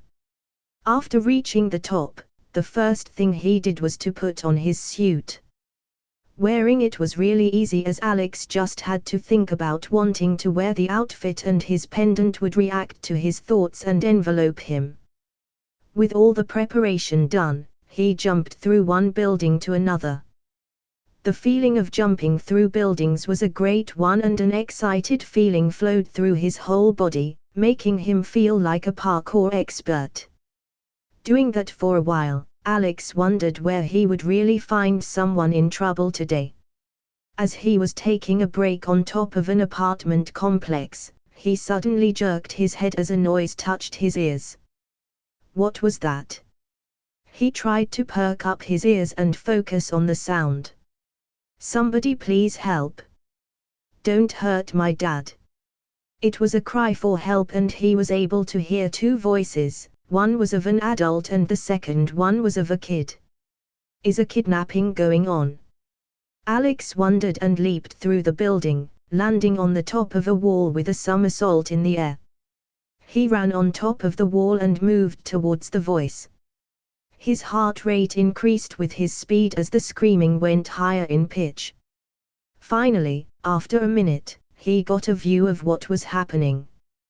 Didn't anyone tell you to always pay your money on time, Stephen? A man with a rough face said in a deep Russian accent as he punched a man in the face. You even dared to run away with your kid when we were being nice to you. Stop. Don't hurt my dad. Shut the fuck up, kid. Another Russian said as he slapped the kid. Great. Russians for the debut. Alex smiled as he checked his hood and mask for one last time. It was the time for his superhero debut. Comment. 25 comments. Vote. Chapter 14, Chapter 014 A Beating. Chapter 014. Hell's Kitchen was full of gangs and one of them was the Russians. The Russian mafia was one of the major players in New York crime scene and often worked with the kingpin. Their most recent activities was human trafficking and selling drugs. Even tonight, they were doing the same thing. They had planned to beat up Steven, a factory worker that had failed to pay back his debts and kidnap his son for trafficking. It was a fairly easy job which didn't require a large number of people. That's why, only 2 of the lowest ranked members of the gang were out to do the job, and it was also going fairly well. If they can finish the job early, they can easily report it to their boss and leave early to have fun with one of the strippers in the newly opened nightclub in West Manhattan. But they didn't know that they would come across a high schooler who was having his first day as a crime-fighting vigilante. Let's finish him up quickly and leave. Yeah. Both the Russian gangsters kicked the man who was already bleeding from several places. His son watched in horror, blood flowing down from his head. Despair and horror filled his heart as he felt like he and his dad would die today. At that moment, the kid saw something. It looked like a person, more like a shadow with his black clothes and mask. He was watching the gangsters with a conviction in his eyes. Help! Please help! The kid wanted to mutter, but no word came out of his dry throat. But it seemed like the masked man understood what he was trying to say as he nodded his head towards him. Please. The kid blinked his eyes and suddenly, the masked man was gone. A voice, relatively young, sounded out next. Yo mates, don't you think you two belong to a club or something at this time of the night? I guess a prison won't be worse either. What? Both the Russians were surprised by the presence of someone else and they both turned around. But before they could point out what was happening, one of the Russians was taken out by a kick. He crashed into the wall as his partner came face to face with Alex. Who are you? He asked as he moved his hands to punch Alex. Before asking that, you should start to brush daily. You stink. He dodged the punch by crouching his head and kicking at the Russian's legs. But before Alex knew it, a blow was already there on his shoulder. A grunt escaped his mouth as the Russian smirked at him. You are not used to this, huh? Ignoring his words, Alex curled his hand into a fist and punched. For the next few seconds, a series of blows were exchanged which left both the Russian and Alex panting. I never thought it would be this hard. Alex cursed at his past self for thinking that it would be easy. The Russian gangster has years of fighting experience and he was a veteran of street fighting while Alex was still a newbie, relying on his powers. Halfway through the fight, he soon realized that he could even lose this fight. Most of his attacks were blocked and it was only because of his flexibility skill that he was able to dodge some of the lethal attacks. It actually became worse when the Russian gangster who Alex had knocked out, woke up and rushed at him with a knife. The knife stabbed as Alex cried out in pain. You are going to die today. The Russian gangster grunted as he plunged a knife in Alex's shoulder. Alex held the Russian's hand, trying to force him away. But the situation was just getting worse for Alex. Dealing with 2 gangsters was certainly not something easy for him. I will really die like this. Alex frowned inwardly as his eyes suddenly changed his color. The 2 gangsters noticed it and wondered what was going on, but before they could do anything, something leapt at him like a lightning bolt. A dark energy filled the surroundings as both the gangsters got knocked out on the wall, the shock making them unconscious. The last thing they saw was a wolf's figure and a sharp desire to kill leaking out from it. Ah! I thought. I will die. Alex plunged to the ground as everything went serene. He called his wolf back and took deep breaths, calming his heart down from all the adrenaline. Then, he took out the knife from his shoulder, the process making him cry out in pain once again. I acted like an idiot. These gangsters aren't mobs. I'm the mob. Alex thought back to his fight as his body screamed with pain. But it wasn't the time for reflections. His hero duty wasn't over. He glanced towards the unconscious man that the gangsters were beating and the kid that was looking at him, his eyes a mix of fear and awe. Walking towards the man slowly, Alex checked his pulse. Is my dad alive? The kid asked slowly. Yes, his pulse is running. But not for long. We have to get him to the hospital. Do you know the nearest hospital here? There's one that is near. Help me get there. Alex said as he picked up the man on his shoulder. It was hard to handle his height in this state, but he had to do it as it was his duty. Are you okay, kid? Yes, I'm fine. The kid said before asking. What about you, mister? I'm fine. We'll be fine. Alex started walking as the kid led the way. He was rushing as the man had already lost quite a bit of blood. From time to time, the kid would sneak a look at Alex. His eyes were full of worry for his father, but he wasn't able to hide his curiosity about Alex either. In the end, he couldn't help but ask. Are you a superhero? Alex thought a bit before replying, just an idiot trying to be one. What's your name? You can call me Lycan. Creator's thoughts. Extra 26 Extra 26. Please vote for this novel as it's on the rankings finally. Last chap for today. Comment. 35 comments. Vote. Chapter 15. Chapter 015 Doubts. Chapter 015. Alex, are you okay?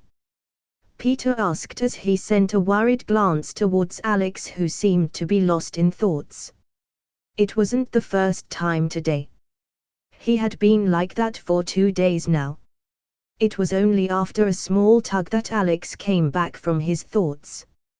Yes, I'm fine. Why don't you go ahead with the rest of the class? I am pretty sure you will be left behind if I'm not with you.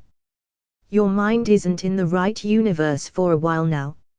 Alex chuckled hearing that and thought that not only his mind, his whole body wasn't in the right universe. It's been 2 days since his embarrassing debut as a vigilante. After leaving the injured man and his son in the hospital, Alex went straight to his house and slept. His shoulder was hurting from the stab wound and his mental scars were more than what he could deal with. It had cost him 10 HP for the lowest level healing ointment. That was as much as he had gotten for his heroic act of fighting the Russians. He wanted to buy potions as the ointment was more like a slow burn, but they were more than what he could afford currently. It has been 2 days since he was using the ointment and his shoulder was still hurting from time to time. The saving grace was that it has mostly healed. Mr. Parker, Mr. Crown. What are you doing there? We are going ahead. He came out of his thoughts as Mr. Harrington, his teacher, shouted at both him and Peter. Currently, his whole class was visiting the Captain America exhibit. Apart from Captain America, the exhibit also has stuff about the Howling Commandos and a memorial for Bucky Barnes, who lost his life during one of the missions. Let's go, I heard they have a replica of Captain America's motorcycle. Yeah. Both of them walked with the class for a while. Alex glanced around and noticed that Harry and his little gang consisting of Mary Jane and Flash Thompson were talking about how they would have fared out if they were born around the World War. Flash was talking about how he would have become a part of the Howling Commandos, while Harry was mostly disinterested, not even giving any attention to Mary Jane. Did he get scolded by his dad or something? Alex wondered and looked beside him. Like him, Peter was also glancing the same way, but his eyes were mostly on Mary Jane. "Why don't you ask to show her around?" Alex suddenly asked, making Peter a little flustered. "What? What are you talking about? You clearly like her. She has a boyfriend and Harry and I are childhood friends. I can't really go for his girlfriend. He isn't even giving her any attention, and just wait a little, he will dump her as soon as he loses interest." Alex said like it was just a matter of fact. "How do you know that?" "That's what teenagers do. They lose interest and move on.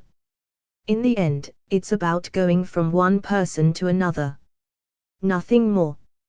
He had seen a lot of things like that in his previous life. That had made Alex more skeptical of relationships, and the fact still stands tall in his current life. Although Alex hadn't said those words with any intentions, it made Peter think deeper about Mary Jane. Maybe it was too soon to give up for him. As Peter started to think about his love life, Alex moved ahead. They were currently at the section where there were mannequins of the Howling Commandos and their achievements against the scientific division of the Nazis, Hydra. He kept glancing at them as the scenes of the first Captain America movie came to mind. He recognized most of the members of the Howling Commandos. Besides the mannequins of the members, there were facts written about them. Alex kept reading them as he moved forward before a certain mannequin made him stop in his tracks. James Howlett. It was the mannequin of James Howlett, but Alex was shocked to see his mannequin displayed here. It was because he knew the actual identity of James Howlett. Logan fought in World War II. The inclusion of Wolverine in this universe wasn't something that Alex knew about. It came as a shock to him, especially to see him being a partner of Captain America. It made Alex realize that he still didn't know a lot about the world he was in. After all, a lot of things have changed, like Peter getting his powers way before it had happened in the MCU. Deciding to do a little more research on Logan later, Alex moved ahead. His class gathered around a video of Captain America's journey. From being a scrawny guy to be the first super soldier. A symbol to the nation. A hero to the world. The story of Captain America is one of honor, bravery and sacrifice. Denied enlistment due to poor health, Stephen Rogers was chosen for a program unique in the annals of American warfare. One that would transform him into the world's first super soldier. Alex watched it for a while before standing in front of a mannequin of Captain America. The exhibit had already bored him and he was back to his old thoughts.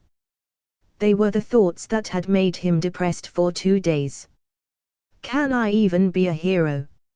I can't even deal with 2 gangsters without relying on my wolf. He thought back to the same question that had plagued his mind for 2 days. In his first stint as a hero, he had tried to fight off the gangsters with just his personal skills. He didn't want to become overly reliant on his powers. But the result was something he wasn't proud of. In the end, his wolf saved him, but the confidence he had lost due to the fight wasn't something that could be recovered easily. Alex wanted to stop. He wanted to go back to his normal life. He felt like being a hero wasn't for him. He felt hurt. He missed his previous life, both the good and bad part of it. He just wanted to. What do you think about becoming a hero? Huh? As he was lost in his thoughts, Peter suddenly stood beside him and asked. Alex wasn't able to respond to his question due to the surprise and just stood there with a flabbergasted look. Creator's thoughts. Extra 26. I'm sorry. Just one chapter day. We'll post 2 tomorrow. Please keep voting. Comment. 40 comments. Vote. Chapter 16, Chapter 016 Training. Chapter 016. Why are you surprised? I just asked what do you think about becoming a hero? Peter said, his head tilting a bit in confusion. He hadn't thought his harmless question would create such a reaction out of Alex. I was just a little surprised. Why are you suddenly thinking about becoming a hero? Alex wondered whether Peter had found something odd about him. But that thought didn't last long. After all, Peter was a genius but a little dense at the same time.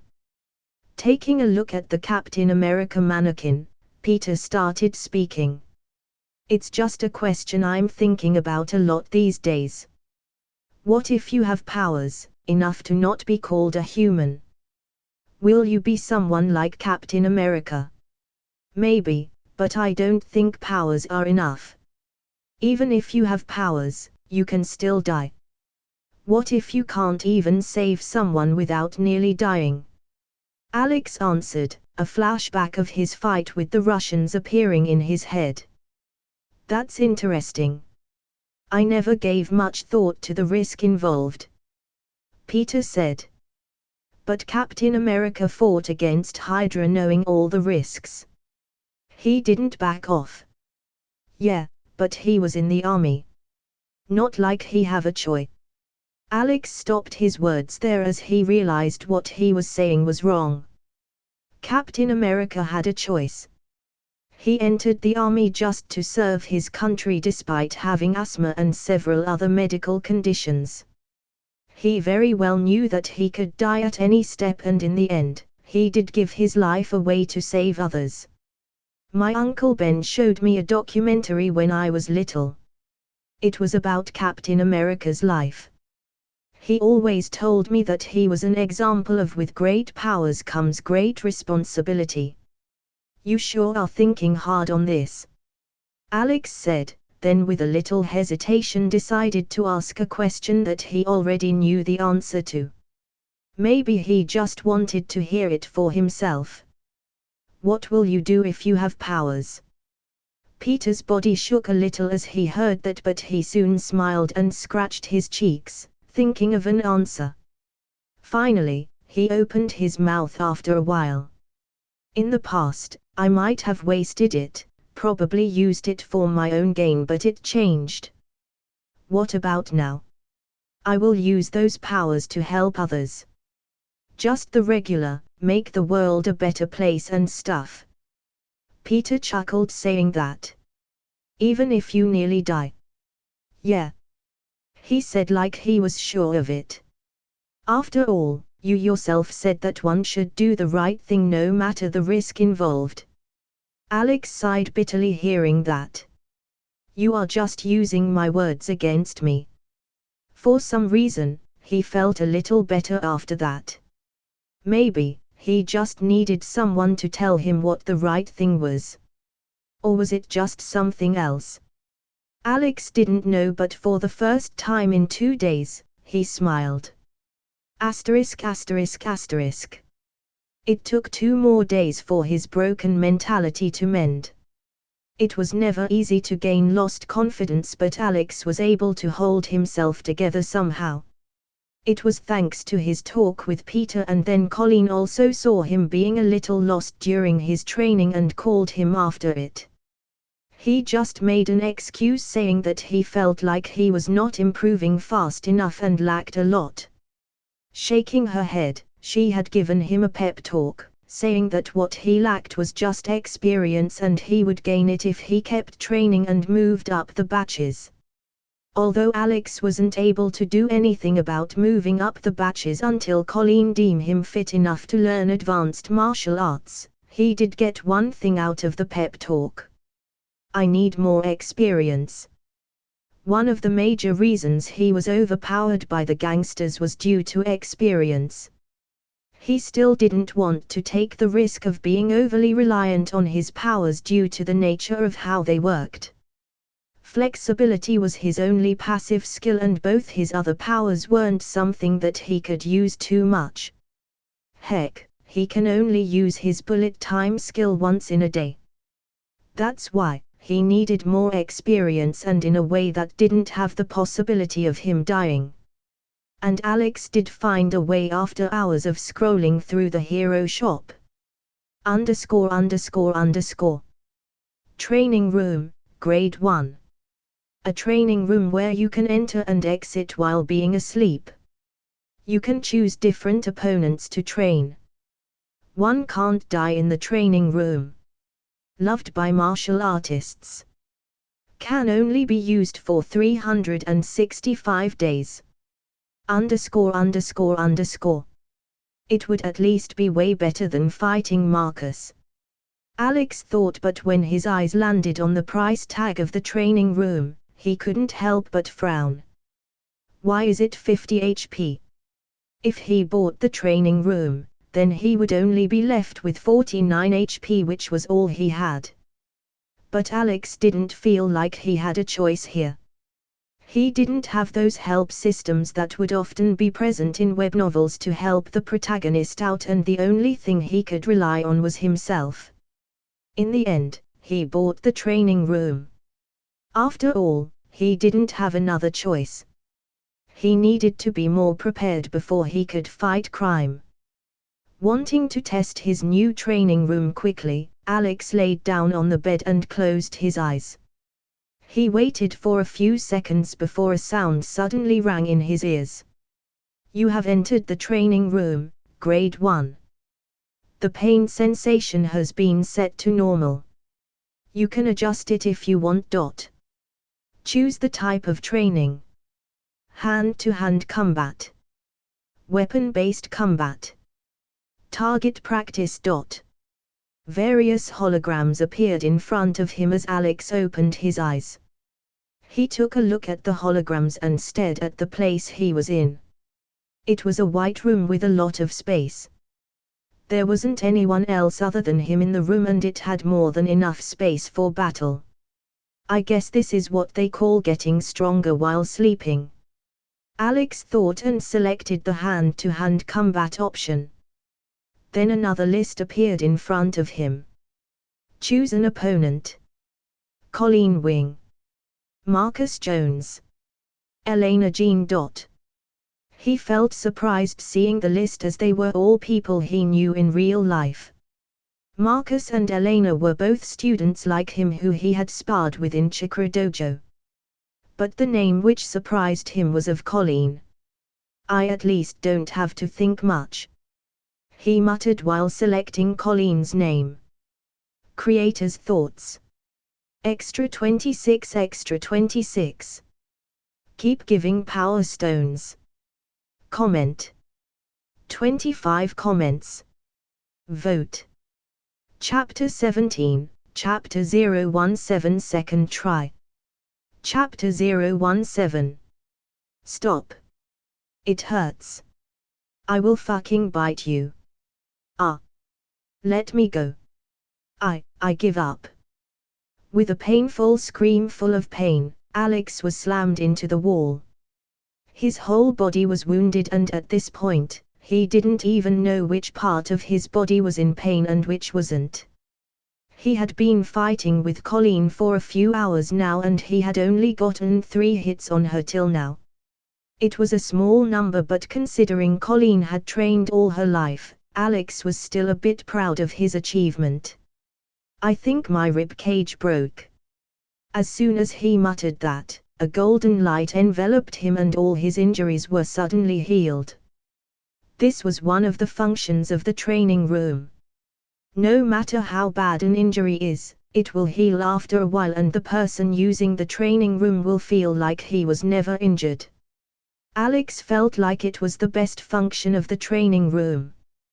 Without it, he would have already been swimming in river Styx. Once, due to pain, he even saw his ancestors waving at him from the other side of river Styx. Should I try once more? Alex leaned against the wall and took a look at Colleen, who was just standing there without blinking. The avatar created by the training room was a robot with no personality or feelings. It just has all of Colleen's skills and experience. 3:56 a.m. Taking a look at the time, Alex stood up and decided to go another round. He stepped ahead and the interface of the training room immediately prepared Colleen for a spa.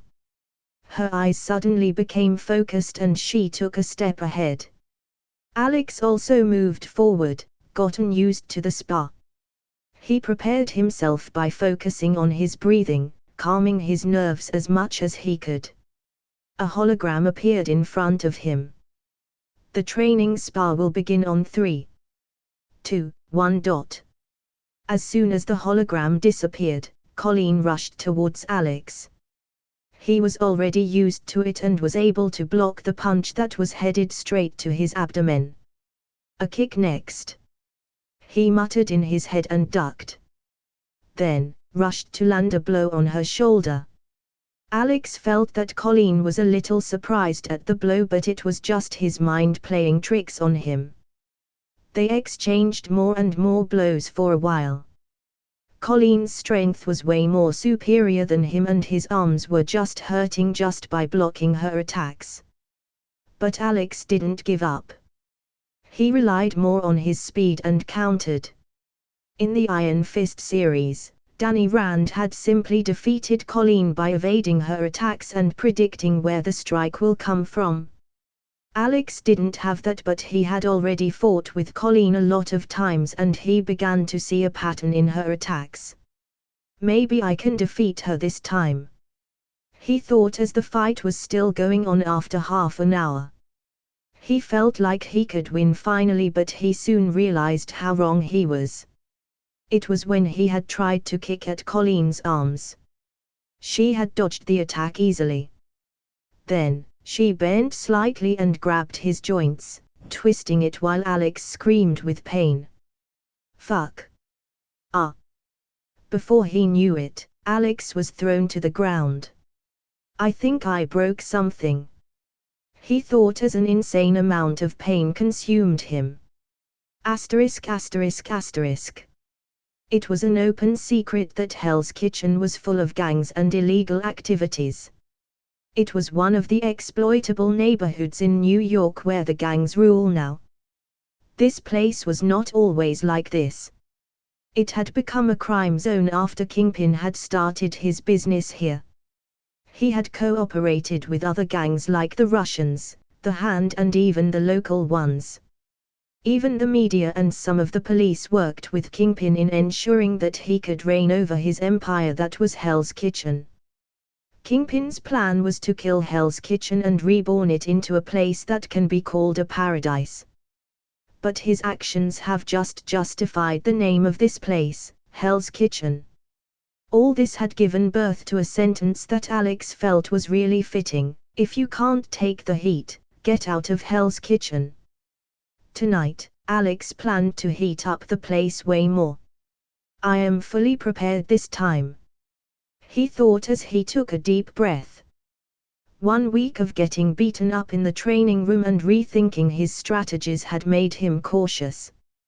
He was pretty sure it wouldn't be like the previous time. For the past 2 days, he had been trailing a group of Russians who had been engaged in kidnapping and sex trafficking. They were transporting some young girls through a shipping container through the docks. And today, Alex was finally ready for some action. No. Please no. Please. I beg you. Please let go. Alex was standing on top of a container as he watched the gruesome scene of some teenage girls crying and begging. The whole dock was filled with their screams, but it seemed to be of no use. Some distance away, the watchman of the docks just watched the scene, already being bribed. "Shut up!" one of the Russian gangsters shouted, pushing one of the girls inside the container. "I'm getting $2,000 for each of your heads. Do you really think I will let you fucking go? Easy with them, Tuck. Our client doesn't like it if they have bruises," another gangster said, putting a hand on his shoulder. "I don't care. These bitches just know how to scream." He gave a hard look at them and gestured to get them inside the container. Two gangsters immediately began to push them while the girls cried and begged. Watching this scene, Alex's mind was filled with anger. 5 guys in total. The bribed watchmen don't seem to be a threat. Chances of them having a gun is high, but nothing I can't deal with. Alex analyzed the situation and became prepared. It was then that one of the kidnapped girls suddenly saw the silhouette of Alex standing on top of a container. Her eyes went wide in shock and she wasn't able to stop herself from screaming. Comment. 27 comments. Vote. Chapter 18, Chapter 018 Dock Fight. Chapter 018. There. One of the kidnapped girls stuttered as she pointed her finger at one of the Russian gangsters. Her body was trembling and her eyes were wide with horror. "I told you to shut up. If you keep pointing your finger at me, I will break it off, and this is not a warning." The Russian growled with anger. But the girl just shook her head a little and muttered, "No. Behind." As she said that, the Russian realized that she was not pointing at him but at something behind him. He turned around, but before he could even react, a punch landed on his face, knocking him to the ground. Bang! All the other Russian gangsters were surprised by the entry of an unknown man, but they moved quickly.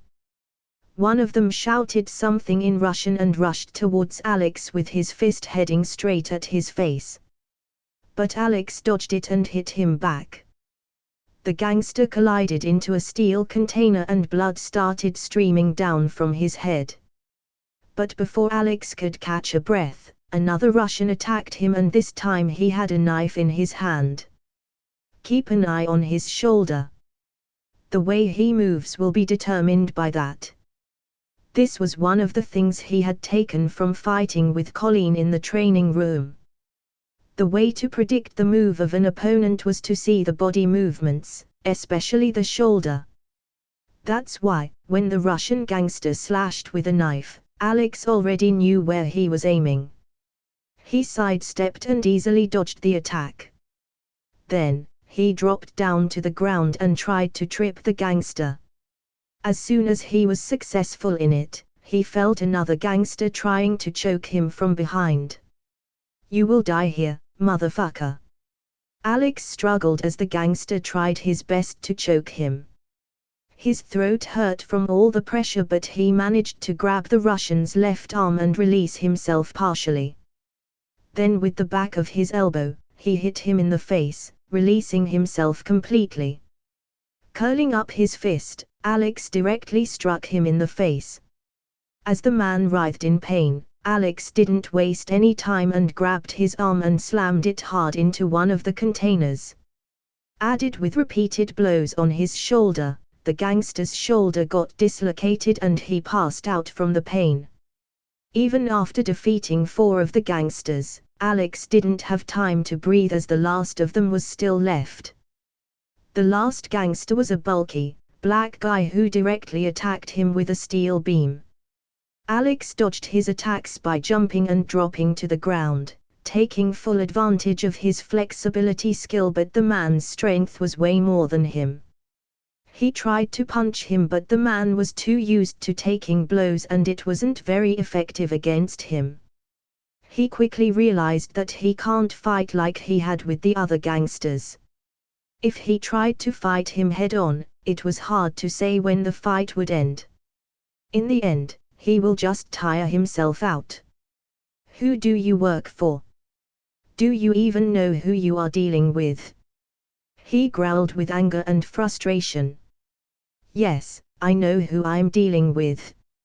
A bunch of pussies. You will die today. Let's see. Alex said as he decided to end the battle once and for all. He dodged a strike by ducking and then jumped, using the container to jump even higher. Then he slammed his knee directly into the man's face. The gangster still struggled after the attack, but he was vulnerable now. Alex punched his face repeatedly. One blow after another. He did until the man passed out. That was not as easy as I thought. He muttered as he stood up from the gangster's body. He took a look at the kidnapped girls who looked to be in shock. From kidnapping to seeing a man in a mask fight their kidnappers. They have seen it all in just a night. Go leave. Head towards light and call the first officer. He tried to order the kidnapped girls to leave, but as he was talking, he suddenly felt his surroundings going slow. It was a weird experience, but not one he hadn't felt before. Alex was able to sense his blood flowing in his body and his vision kept getting clearer and clearer. Understanding what was going on, he turned around and saw a bullet heading his way. The man he had knocked down at the start of the battle had woken up and fired a bullet at him when Alex wasn't looking. I would have died if not for bullet time. Feeling grateful for his skill, Alex moved towards the Russian gangster. He sidestepped and the bullet glided past his face.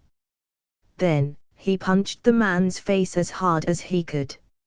As soon as he did that, time began to move normally. The bullet hit a container as the girls screamed.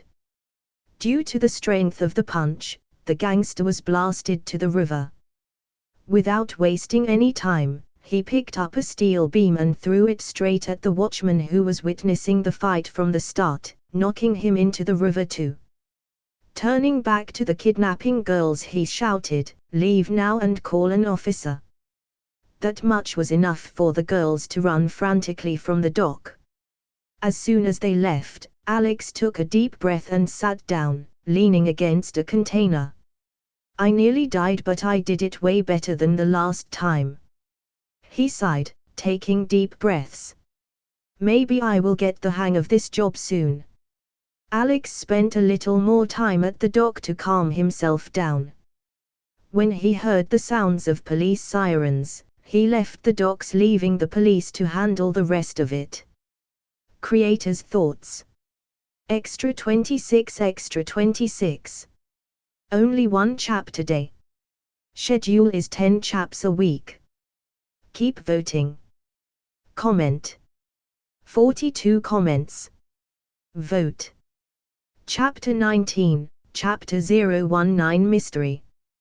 Chapter 019. A week quickly went by after the fight in the docks. The police had handled the rest of the case and the whole dock was sealed for further investigation. Due to this, the Russians had taken a bit of a hit and had to reconsider their operations. As it was Alex who had stopped the trafficking, his name had also become a bit famous in Hell's Kitchen. It wasn't to the point that everyone in Hell's Kitchen knew his name, but the gangs had already gotten aware that there was someone who was trying to stop them. In the past week, Alex had gone out every night to fight crime.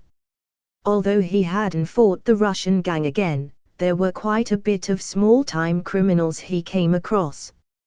He had already stopped an ATM robbery, assault and other crimes that he came across.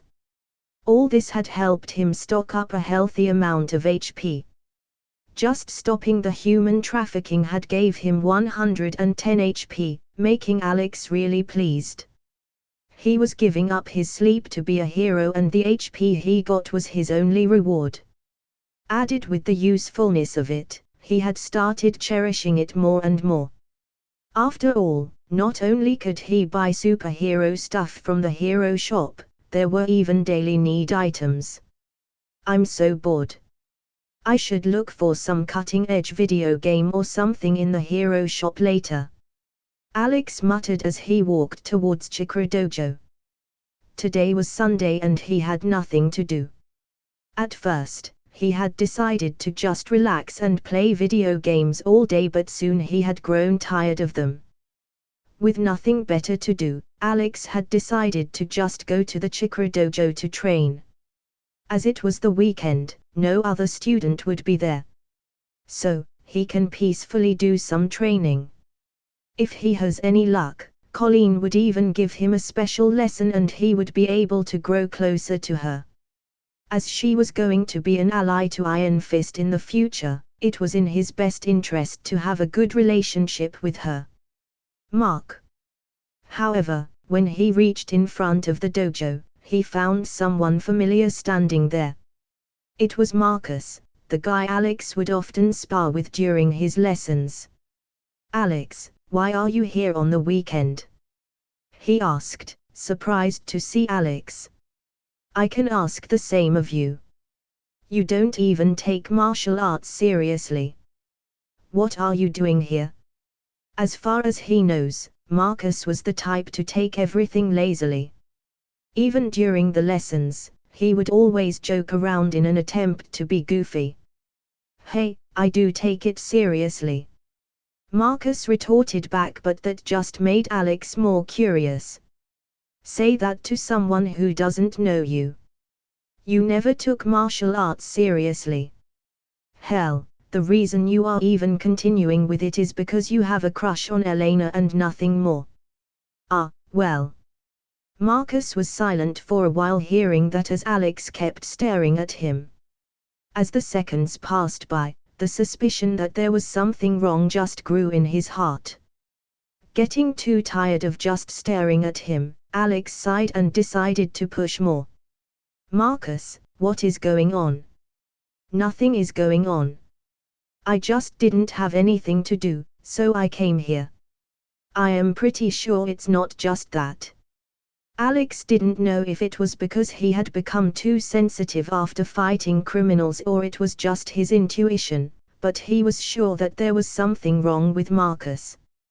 Unable to give up on his suspicion and curiosity, he took Marcus to a nearby coffee shop. He didn't seem happy to be dragged by Alex, but he wasn't able to do anything before his persistent attitude. After getting 2 cups of coffee, they started talking.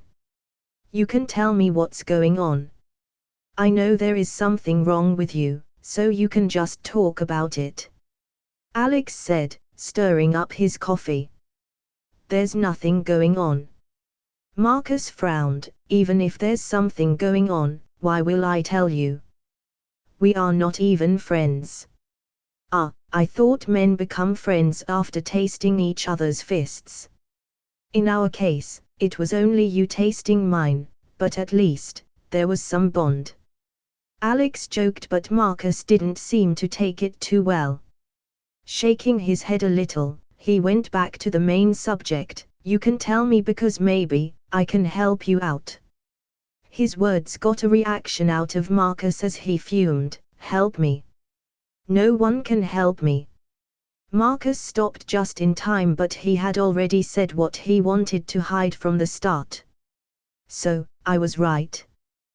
There's something you need help with. I'm not telling you anything more. Don't try to get into my issues, Alex." Marcus frowned. "I don't like it. I know we are not really close, Mark. But you can trust me on this, I might be able to help you." Alex pushed a little. "At the very least, I can hear you out. You seem to have a lot in your head and it's always good to let it out." Marcus didn't talk for a while as he pondered over Alex's words. Alex also just sipped on his coffee slowly as he waited for Marcus's answer. In his head, he was making a list of everything he knew about Marcus. He lives in an area around Hell's Kitchen. His dad was a firefighter who died when he was young, and because of that, he doesn't like to talk about his family. Nothing more than that. Contemplating all the information in his mind, the only thing that stood out was the place he lived in, Hell's Kitchen. Alex had drunk more than half of his coffee when Marcus opened his mouth, albeit hesitantly. "It's about my older brother. He is charged for murder." Creator's thoughts. Extra 26 Extra 26. 2 chapters tomorrow. Keep voting. Comment. 21 comments. Vote. Chapter 20, Chapter 020 I Know a Lawyer. Chapter 020. What? It took some seconds for Alex to take in the words that he had just heard. He looked around the coffee shop to see if someone was looking at them or not, then pushed his head closer to Marcus. "Your brother is charged for murder," he said in a hushed tone. "Yeah, well." Marcus's face tightened. Then, he swallowed before continuing, "Yeah, just a day ago. He was arrested by the police for a murder. My mom's a mess after knowing about it and I didn't know what to do." "Who's the victim?" Alex asked with a hint of curiosity. "A woman. I don't really know. The police didn't let us meet him." Each word Marcus said made Alex more curious about the murder. He wasn't a fan of them, but his intuition was telling him this was not just a simple murder. There was definitely something more going on. Something sinister. After all, it was New York. Things were never simple here. At least not in the universe filled with superheroes. "Why did you come to the Chikra Dojo then?" "I don't like that place, but there's something peaceful about it," he said, releasing a deep sigh. "I thought I would calm myself down by practicing." Alex agreed with that. He himself had come to the Chikra Dojo to practice because it was one of the most peaceful and serene places he knew. Aside from the regular sound of trains passing by. "Have you appointed any lawyers yet?" Alex asked. "It's better to get lawyers as soon as possible." Marcus shook his head. "My mom talked to some of them, but no one is ready to take the case." "Why?" he asked skeptically. "Some of the lawyers we can hire just straight out refused, making excuses. I don't know why, but they seemed scared. The others, well, we can't afford them." It made sense that Marcus' family was struggling with money. Judging by the clothes he wore and the phone he used, it was an easy guess that his family wasn't doing well in finances. But the weird thing was that some lawyers had straight up refused to take the case. Is it because there's too much conclusive evidence against Marcus's brother? No, a lawyer will still take up the case for money. Alex tapped the table in annoyance as he pondered over the strange case. Trying to get more information, he asked, "Is there anything else you know? Anything about your brother?" Marcus thought about it for a moment before shaking his head. "My brother, Clive, is a good guy. He worked hard through high school and college and got a job at Ally Constructions." Ally Constructions. It's a big construction company in Hell's Kitchen. Alex quickly took out his phone and started searching about it. Google was still one of the best things in the world, and it only took a second for the Wikipedia article to open. Reading through the article, Alex found that Ally Constructions was just a subsidiary. More elaborately, it was the subsidiary of a subsidiary. The main parent company was actually Fisk Industries. Kingpin. He thought as he read the name of Fisk Industries. Publicly, the chairman of Fisk Industries was Wilson Fisk, but only a select few knew of his real identity. Alex was one of them thanks to his past life knowledge. "Like I thought, it's definitely not a simple case." He took another look at his phone, searching something up before looking up at Marcus. If the case really involved Kingpin, then he knew someone who could solve it. I think I can help you out. How? Marcus asked, surprised by his words. Well, I know a couple of lawyers. Asterisk asterisk asterisk. We should have taken that case. A distressed sigh oozing with frustration filled the room as Foggy Nelson looked at his partner and best friend who had just rejected a case that would have paid enough for a renovation for their office, and if they could save some money, there was enough to even get a coffee machine. That man was clearly lying to us. And you knew it wasn't his first rodeo. Matt Murdock shook his head as he justified his action to his partner. That doesn't matter, Matt. We should have gotten a lot of money. Foggy clicked his tongue. I don't want to be a lawyer who just works for money. I want to take up cases that actually help people. Matt, I know that. But we don't even have proper office equipment. Moreover, this place reeks of a weird smell. He countered, taking a look around the office space. They have gotten the place for cheap, but there was a lot of stuff that the place lacked. It didn't even look like a proper lawyer's workplace. Added with the sense of justice that his blind friend had, Foggy wasn't sure whether their firm would actually be able to make a name for themselves or not. After all, lawyers aren't in the business of justice but in the business of law. Do you think we did the right thing? If we had gotten the job at Lanman and Jack, maybe it would have been better. Foggy asked, unsure of whether his actions were right or not. He had rejected a lucrative offer to start Nelson and Murdock with Matt. Both of them wanted to help the people in Hell's Kitchen. They had grown here and the place was as close to them as anyone, but looking at their bills and no good cases in their hand, Foggy really doubted the decision. Don't worry, I'm pretty sure we will soon get a good enough. Knock. As Matt was speaking, there was a sudden knock on their door. Foggy looked at the door with surprised but excited eyes as a knock meant there was a new client. I will see who it is, he said, walking towards the door and opening it up. It revealed two faces that looked too young to be in a law firm. One of them took a step ahead and opened his mouth. Is this Nelson and Murdock? Comment. 20 comments. Vote. Chapter 21, Chapter 021 The Blind Lawyer. Chapter 021. I didn't think I would meet Daredevil so soon. Alex thought in his head as Marcus told Matt and Foggy about the situation regarding his older brother, Clive. He was still not sure about the two lawyers that Alex had dragged him to, but he took it as a chance and explained everything to them. On the other hand, both the young and inexperienced lawyers listened to Marcus' words with focus. They were surprised and doubtful at first due to the age of Alex and Marcus. But as they listened to the case, they gradually understood that it was not a joke or anything.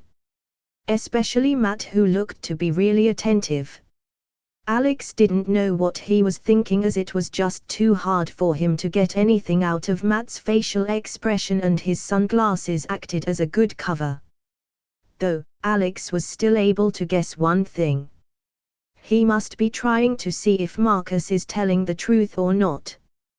One of the powers of Daredevil was to pick out truth or lie based on the heartbeat of a person. And from what he knew, Matt would often use it in his cases. So, you are saying that your brother was found with a bloody knife and a dead body next to him? Foggy asked after Marcus had finished narrating everything he knew. Yeah, that's what the police told me. They didn't let you meet your brother? Matt asked, cocking his head a little. No, my mom and I requested but they didn't budge.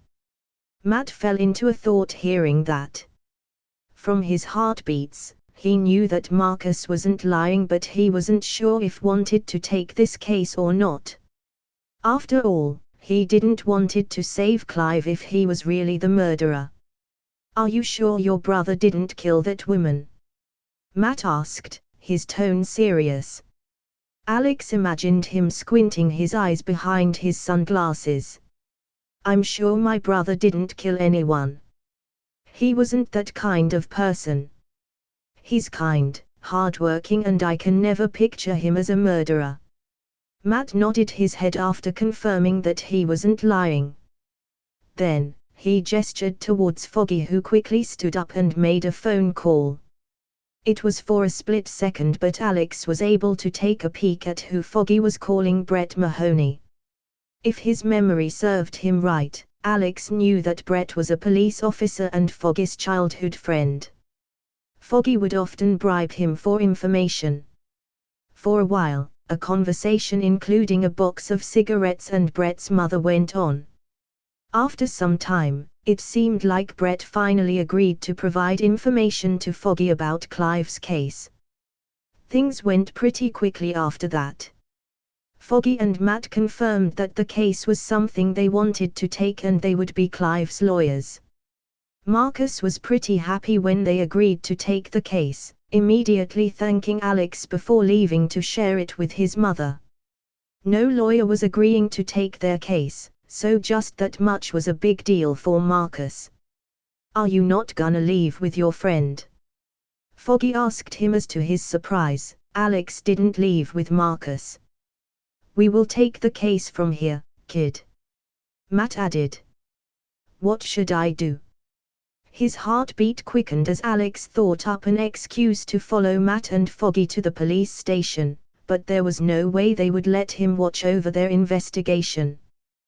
That's why, he just pushed out his hand towards Foggy and opened his mouth. I was just gonna leave. He shook Foggy's hand.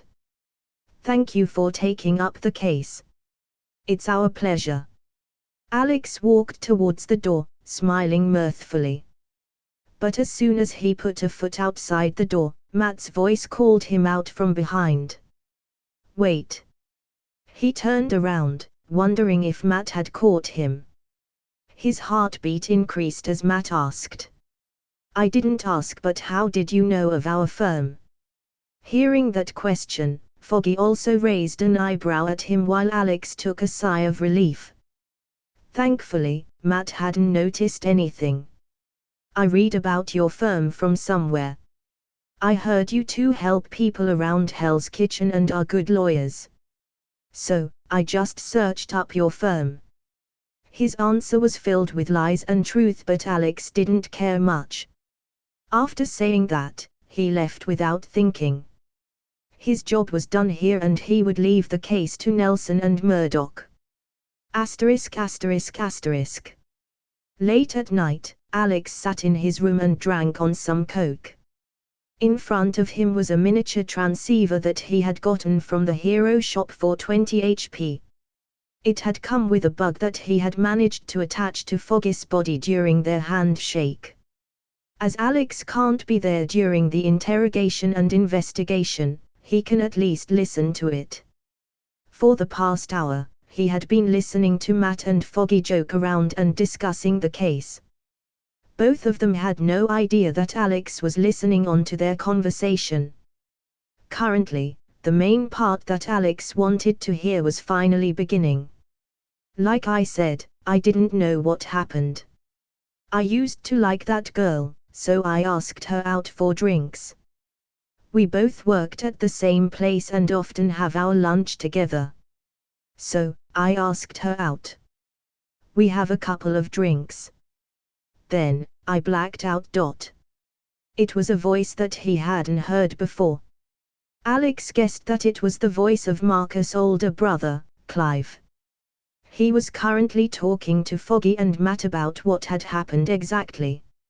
Mr. Clive, do you really have no idea of what would have transpired? All the points are against you in this case and anyone will say that you are undoubtedly guilty. I didn't kill her. Alex just listened to it as the interrogation went on. Matt and Foggy kept trying to get anything that might help their case, but the case was really tricky.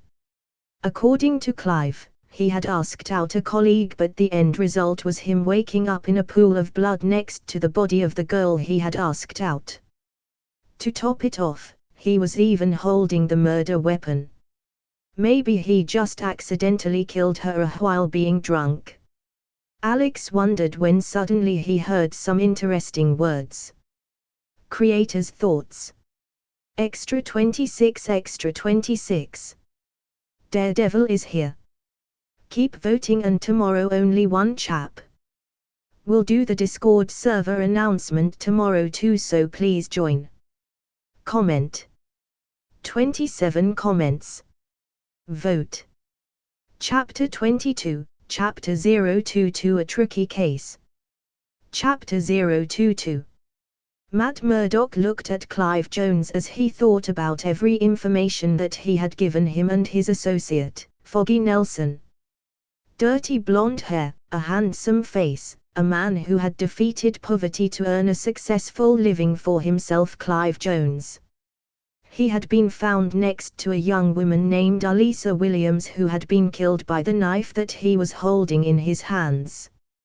Just by this much information, this case seemed dead. Matt had taken it due to many reasons, but the main reason was that Clive's brother Marcus wasn't lying when he said that his brother was innocent. It was his confidence that had made Matt pick up the case, but nothing was helping till now.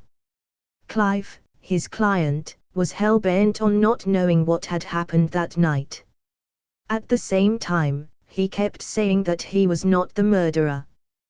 But this much wasn't enough for them to save him. He's hiding a lot of things. Matt thought as he felt his best friend, Foggy, whisper to him. I don't think we're gonna get anything out of him like this. I know. But I have a way. Try it. Otherwise, our record will have a stain on it. Matt nodded his head, focusing on Clive instead. By his breathing and heartbeat, he could tell that Clive was distressed. No, he was scared. The blind lawyer was sure of it. After all, there wasn't just one loophole in the case that he had found, and all of them were just signaling towards something sinister happening in the background. Mr. Jones, I don't know if you know it, but they are gonna try to kill you soon. Matt said, putting his hands on the table. What? What do you mean? It was not only Clive that was surprised by hearing that sentence. Foggy raised one of his eyebrows, wondering what his blind friend was hinting at. It had been almost 48 hours since the murder has happened. They haven't put you on trial yet. Why do you think it is that? They have enough evidence to put you in trial, and if that happens, even we won't be able to save you. The evidence is that conclusive. Matt explained, a gasp of understanding leaked out of Foggy's mouth. What? So you mean to say that they are not putting you on trial because they don't want you in there? They will probably try to kill you in your sleep or something. It's your good luck they didn't finish you off last night. Clive took a deep breath hearing all that. He remembered that he had sensed the presence of a person last night, but it had disappeared quickly. He had thought that it was all just a dream, but it seemed like that wasn't the case here. Fear filled his heart as he realized that he had been in danger all along. Finally understanding the direction his friend was taking this case to, Foggy followed, each of his words quickening Clive's heartbeat. The best guess here is that the police already has enough evidence to prove you are not the murderer. They must have found evidence that someone else broke into the house and was responsible for the killing. Matt nodded his head and followed his friend's words. That's why they are not putting you on trial. They want to probably finish you off in the cell. They must have even prepared a headline titled "Murderer Hanged Himself in Prison." That headline is as lazy as the investigators on this case. Foggy joked, trying to lighten up the atmosphere, but it had no effect. Clive was already breathing roughly and he seemed to be close to a breakdown. Ignoring his condition, Matt continued as he asked. Now, the question is, why are they trying to kill you? And why haven't they killed you off yet? I don't know. Clive stammered, trying to gather words. Foggy frowned hearing that, but Matt decided to push more. They needed something more to help Clive out and save his life. Mr. Jones, this might be your last way out. If you know anything, please tell us. No one can help you other than us. A deep sigh came out of Clive's mouth. His hands shook a little as he tried to calm himself down. He knew Matt wasn't lying to him. Every single word his lawyers had said were the truth, and maybe they were really his last chance to get out of this unscathed. With despair filling his heart, he finally decided to reveal the truth. Alisa, she used to work as the secretary of finance manager. One day, she accidentally was sent a file that was meant for her boss. He said with ragged breaths. She read it and there was a lot in it that a secretary shouldn't see. What was in that file? Matt asked. Numbers. A lot of numbers that don't make sense. Not just that, there was definite proof that the company has its hands in a lot of illegal activities. He continued. Enough proof to completely shut it down. What happened next? She told you about it. Yeah, I worked at the legal department. She wanted to take my help. We met a lot of times to discuss it. I wanted to report it to the authorities, but Alisa, she was scared. Scared of what? Eyes. She felt like someone was watching her. She was getting more anxious every day. That night, we had decided to report it and be done with it, but... His voice trailed off as tears filled his face. Foggy and Matt looked at each other, finally getting the full gist of what was going on. Matt waited for Clive to calm down a little before asking another question. Those people. Why did they leave you off, Mr. Jones? If we go by your story, they killed your colleague cause she knew of corruption going on in the company and was spreading it around. But the question is, they could have killed you too, why didn't they do it? Foggy asked, glancing at Matt. Your brother told me your family wasn't get any lawyer cause no one was ready to take the case. That can only mean one thing. They wanted to make a deal with you. Deal? Clive asked, fully knowing what Matt was hinting at. Yes, the only reason they didn't kill you is because they wanted something from you. But their plan didn't work out as two lawyers suddenly showed up. Now, we want to know what they wanted from you. Another silence took place as Matt asked that. He kept trying to focus on Clive's heartbeat as it kept increasing. Thump. Thump. The noise of Clive's heartbeat resounded in Matt's ears. Finally, Clive said the final truth. I have that file. Alisa, she gave it to me.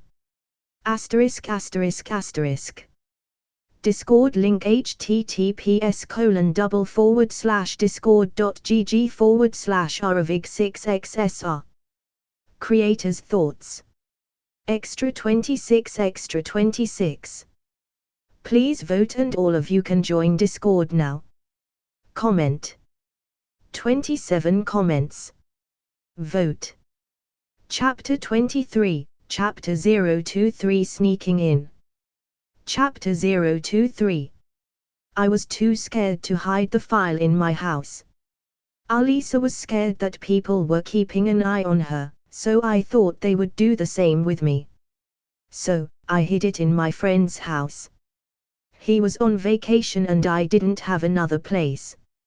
Alex thought about the words that he had heard through the transceiver as he leaped through rooftops, trying to go as fast as he could.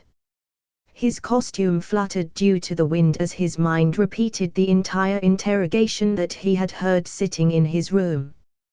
Going through the interrogation, he had to admit that Matt and Foggy were way better lawyers than what he had initially thought. They had taken small clues and just by using those managed to solve the case. Alex had accidentally stumbled upon Marcus and it had surprisingly connected him to one of Kingpin's underground illegal activities. If he managed to get the flash drive that contained those files, then one of Kingpin's major businesses would take a big hit. "It's my chance to inflict a bruise on Kingpin," he muttered as he skillfully did an acrobatic flip before landing at the edge of a building. One wrong foot and he would have fallen straight to the ground, losing his life. But Alex had already gotten used to jumping around like a parkour expert. His flexibility skill had leveled up after constant use and these days, he felt like his body was getting lighter and lighter. Clive hid the file under the vent in the bathroom. "I need to sneak into the house," he thought, thinking back to the words he had heard. He looked down to the house where the flash drive was hidden. Clive's friend also lived in Hell's Kitchen and was away on a vacation. Because of that, the whole house was empty and he needed to sneak into it. Heroes really have to do everything. Even something like sneaking into a house, he thought as he opened the hero shop. He didn't want to break a window or something, so the only way was to buy an item from the shop that would let him enter the house without breaking anything.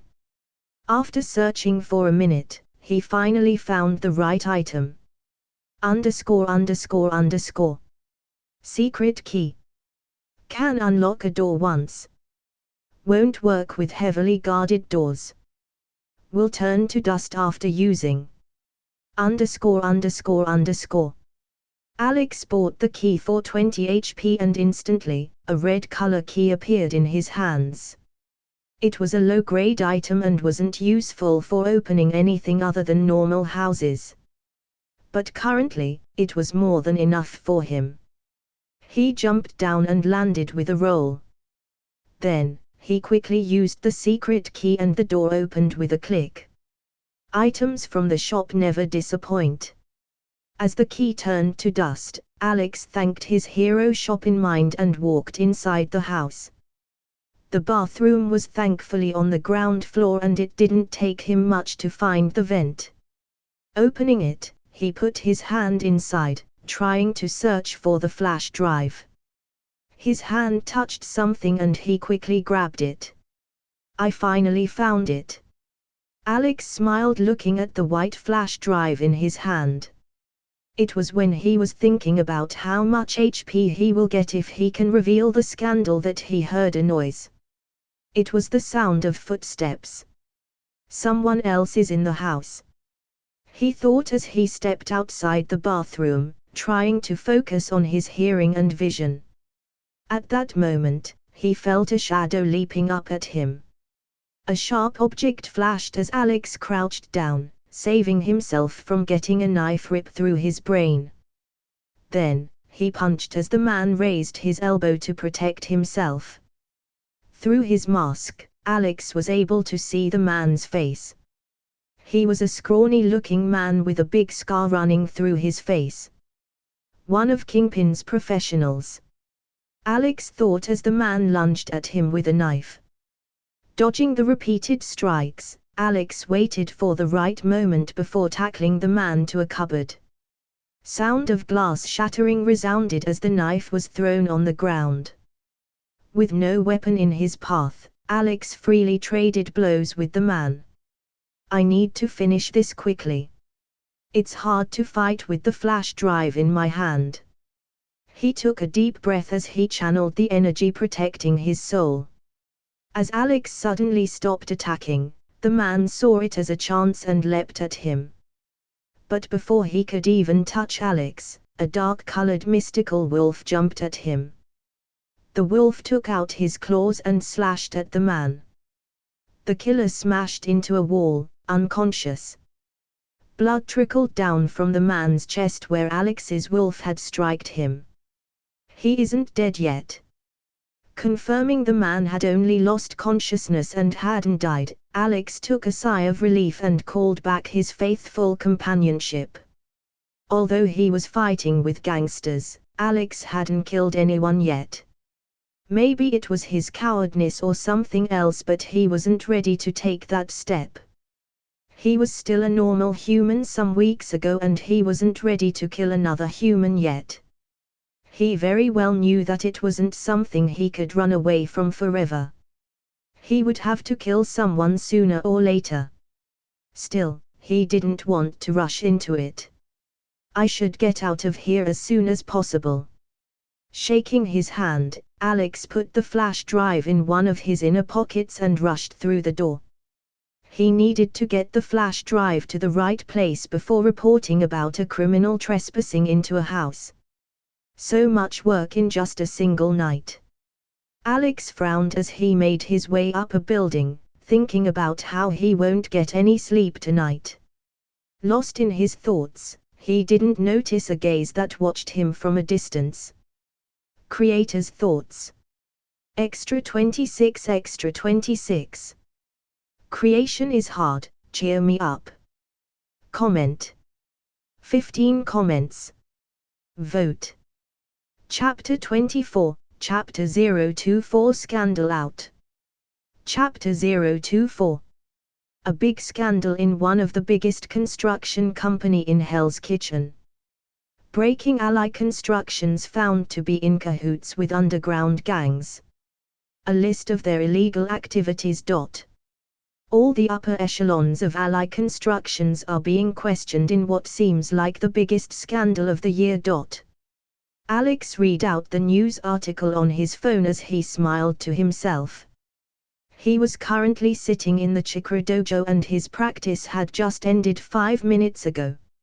As he was resting, he decided to check out more articles on the Ally Constructions scandal. It had been 3 days since Alex had given the flash drive filled with enough proof to take down a major company to one of New York City's tabloids, New York Bulletin. Just the next day, they had published a full report on Ally Constructions and soon, all the other newspapers had followed, bringing a close to the illegal activities in Ally Constructions. For this job, Alex had gotten 600 HP, which had made him delighted.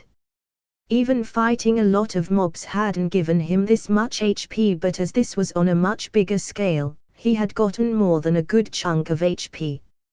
"Hey Alex." As he finished one article, someone called him out. He raised his head to look at Marcus walking towards him. "What are you doing here, Mark? I don't think beginner classes are running today," Alex asked, tilting his head. He had already gotten promoted from the basic beginner classes 2 days ago and was finally learning more advanced stuff. As Mark was still in the beginner classes, they would rarely see each other. "I know that. I came to say thanks," Mark said, bowing his head suddenly. "You introduced me to those lawyers and thanks to that, my brother was saved." After the scandal broke out, Clive was released from all the charges. In the first place, the police already had the proof that Clive wasn't the murderer. They were stalling for time to make a deal with Clive, but after the scandal broke out, there was no need for that. In the end, Clive was released and the scarred man who had attacked him that night was charged as a serial killer to sweep the story under the rugs. Alex thought about all this for a moment before squinting his eyes at Marcus, confused by his strange actions. "Why are you bowing suddenly?" "Oh, didn't Sensei teach us that people bow in thanks in Japanese culture? It's kind of like a polite gesture." "We are not in Japan, Mark." Alex chuckled. "And you can just treat me. That will be more than enough." "Sure thing." Alex stood up and followed Mark out of the dojo. He had been tired due to juggling between his ordinary life and being a vigilante, so he thought of the treat as a reward. But as soon as he left the dojo with Marcus, he noticed someone standing there. It was the blind lawyer, Matt Murdock aka Daredevil. Mr. Murdock. Surprised to see him here, Alex voiced out his name. Marcus also seemed confused about the reason Matt was here. Hello. I hope I'm not bothering you too. I just wanted to talk to you, Mr. Crown, if you don't mind, that is. Matt said, his words surprising Alex, who sensed that something was wrong. The devil of Hell's Kitchen himself waited to meet him. There was no way it was because of something simple. I was just gonna treat Alex. I don't. It's fine, Mark. I will get the treat later. Marcus tried to pitch in, but Alex cut him off and put a hand on his shoulder. Glancing towards Marcus, he said, I'm free on weekends. So let's meet then. Before Marcus could say anything else, Matt and Alex were already on their way. He felt bad about his friend, but currently, the more important thing was to know the reason Matt wanted to talk to him. They both walked in a cafe, and being the adult between them, Matt paid for the coffee as they both sat down on an empty table. As soon as they sat down, Alex asked, Why did you want to meet me, Mr. Murdock? Please call me Matt. Then, call me Alex. Mr. Crown seems too formal. Matt chuckled hearing that and took a sip of his coffee. Then, he looked at Alex and with a smile, opened his mouth. First of all, I wanted to say thanks to you about the case. If not for you, Nelson and Murdoch wouldn't have gotten the case. At this stage, every case matters a lot for our firm. I didn't do anything other than to help a friend out. Still, it meant a lot for a firm which is relatively unknown. Matt said as a matter of fact. Then, he quickly added, I really wonder where you heard the name of our firm. He has already started interrogating me. Alex thought bitterly while trying to keep a straight face. He used his breathing technique to maintain his breathing and heartbeat. He wondered whether he could make an excuse and run away.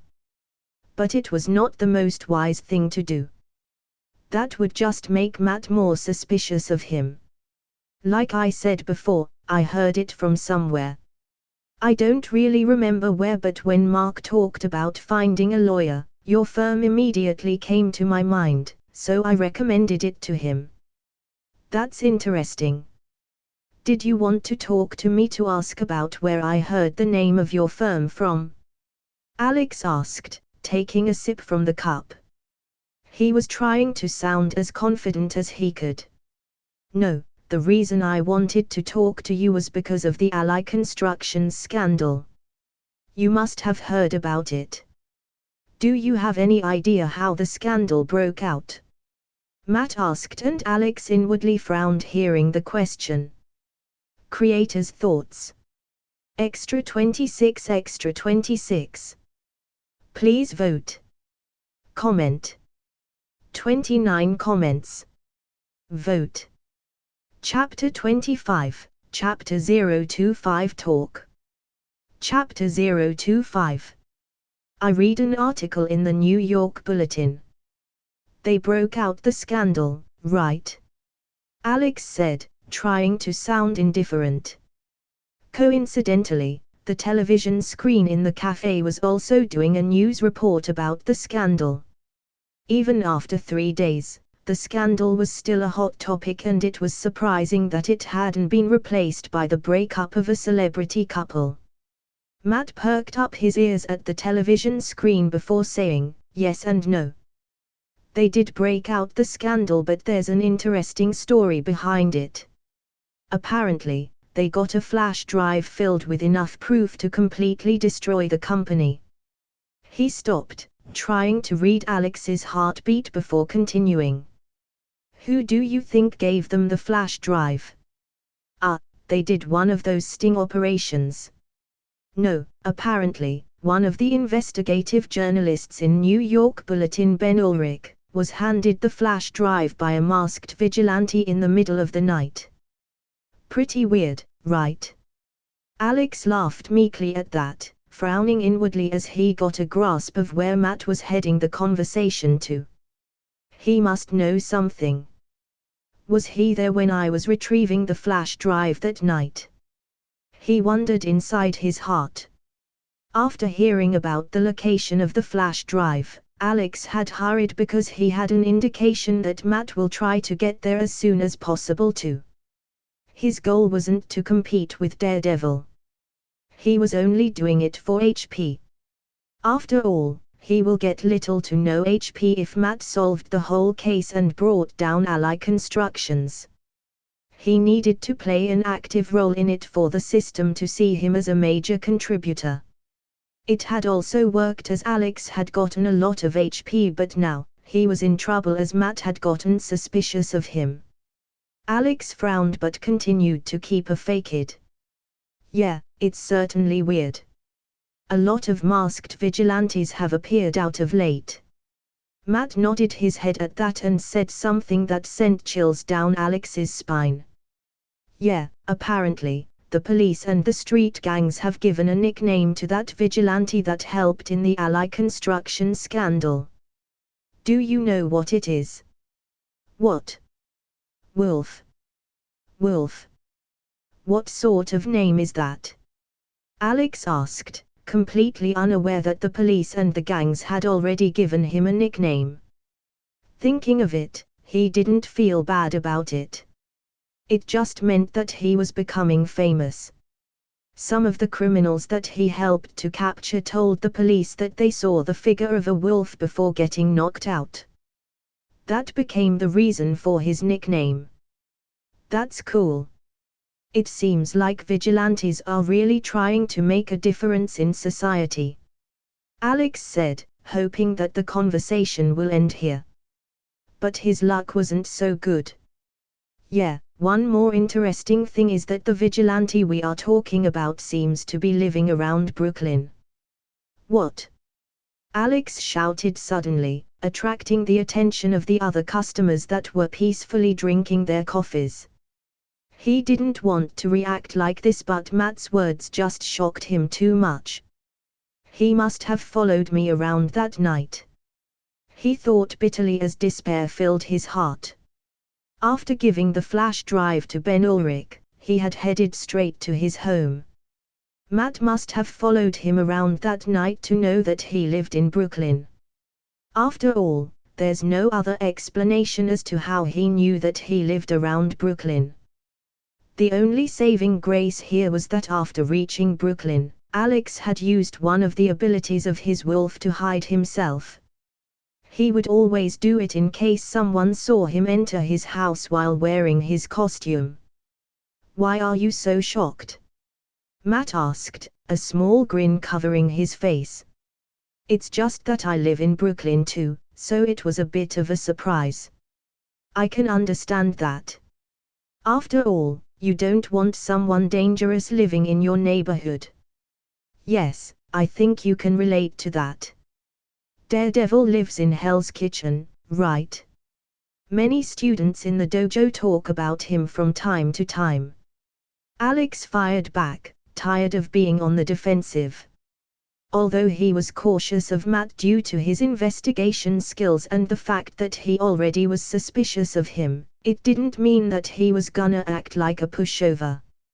Ah, yeah. I have heard about him. Actually, I think you and Daredevil share a lot of similarities.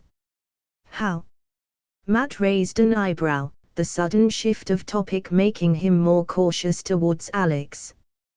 Daredevil is famous for helping innocents or those that are less fortunate. Although, his ways are definitely questionable as he doesn't seem to believe in the justice system, but no one can deny that his ways are better in some ways. Alex stopped, catching his breath and trying to figure out what Matt was thinking through his facial expressions. Then, he continued. While you on the other hand help innocents through justice. Even when most of the lawyers didn't dare to take the case, you dared. Between you and Daredevil, there are a lot of similarities and a nice contrast too. Actually, if I didn't know you were blind, I would have wondered if you are Daredevil. Matt was at a loss of words after hearing all this, especially the last line. He wondered if Alex actually knew that he was Daredevil, but he dismissed the notion as it was impossible. He simply nodded his head. Yeah, I guess, we do share some similarities. He laughed meekly as he finished his coffee. Then, he stood up to leave, but it was not before he asked to exchange phone numbers with Alex. I wanted to talk more, but I have to leave now due to a case. It was nice talking to you. Do you mind if we exchange numbers? Yeah, sure, I will give you a call if I get into any legal mess. Those things are quite common anyway. Alex joked as he exchanged numbers with Matt. Sure. With that, Matt left the coffee shop and Alex slumped down on his seat. He felt like he had averted a crisis. Luckily for him, Matt didn't get anything out of his interrogation, at least he hoped so, and he got the number of Daredevil. This will surely help me out in the future, he muttered as he looked at Matt's number on his phone.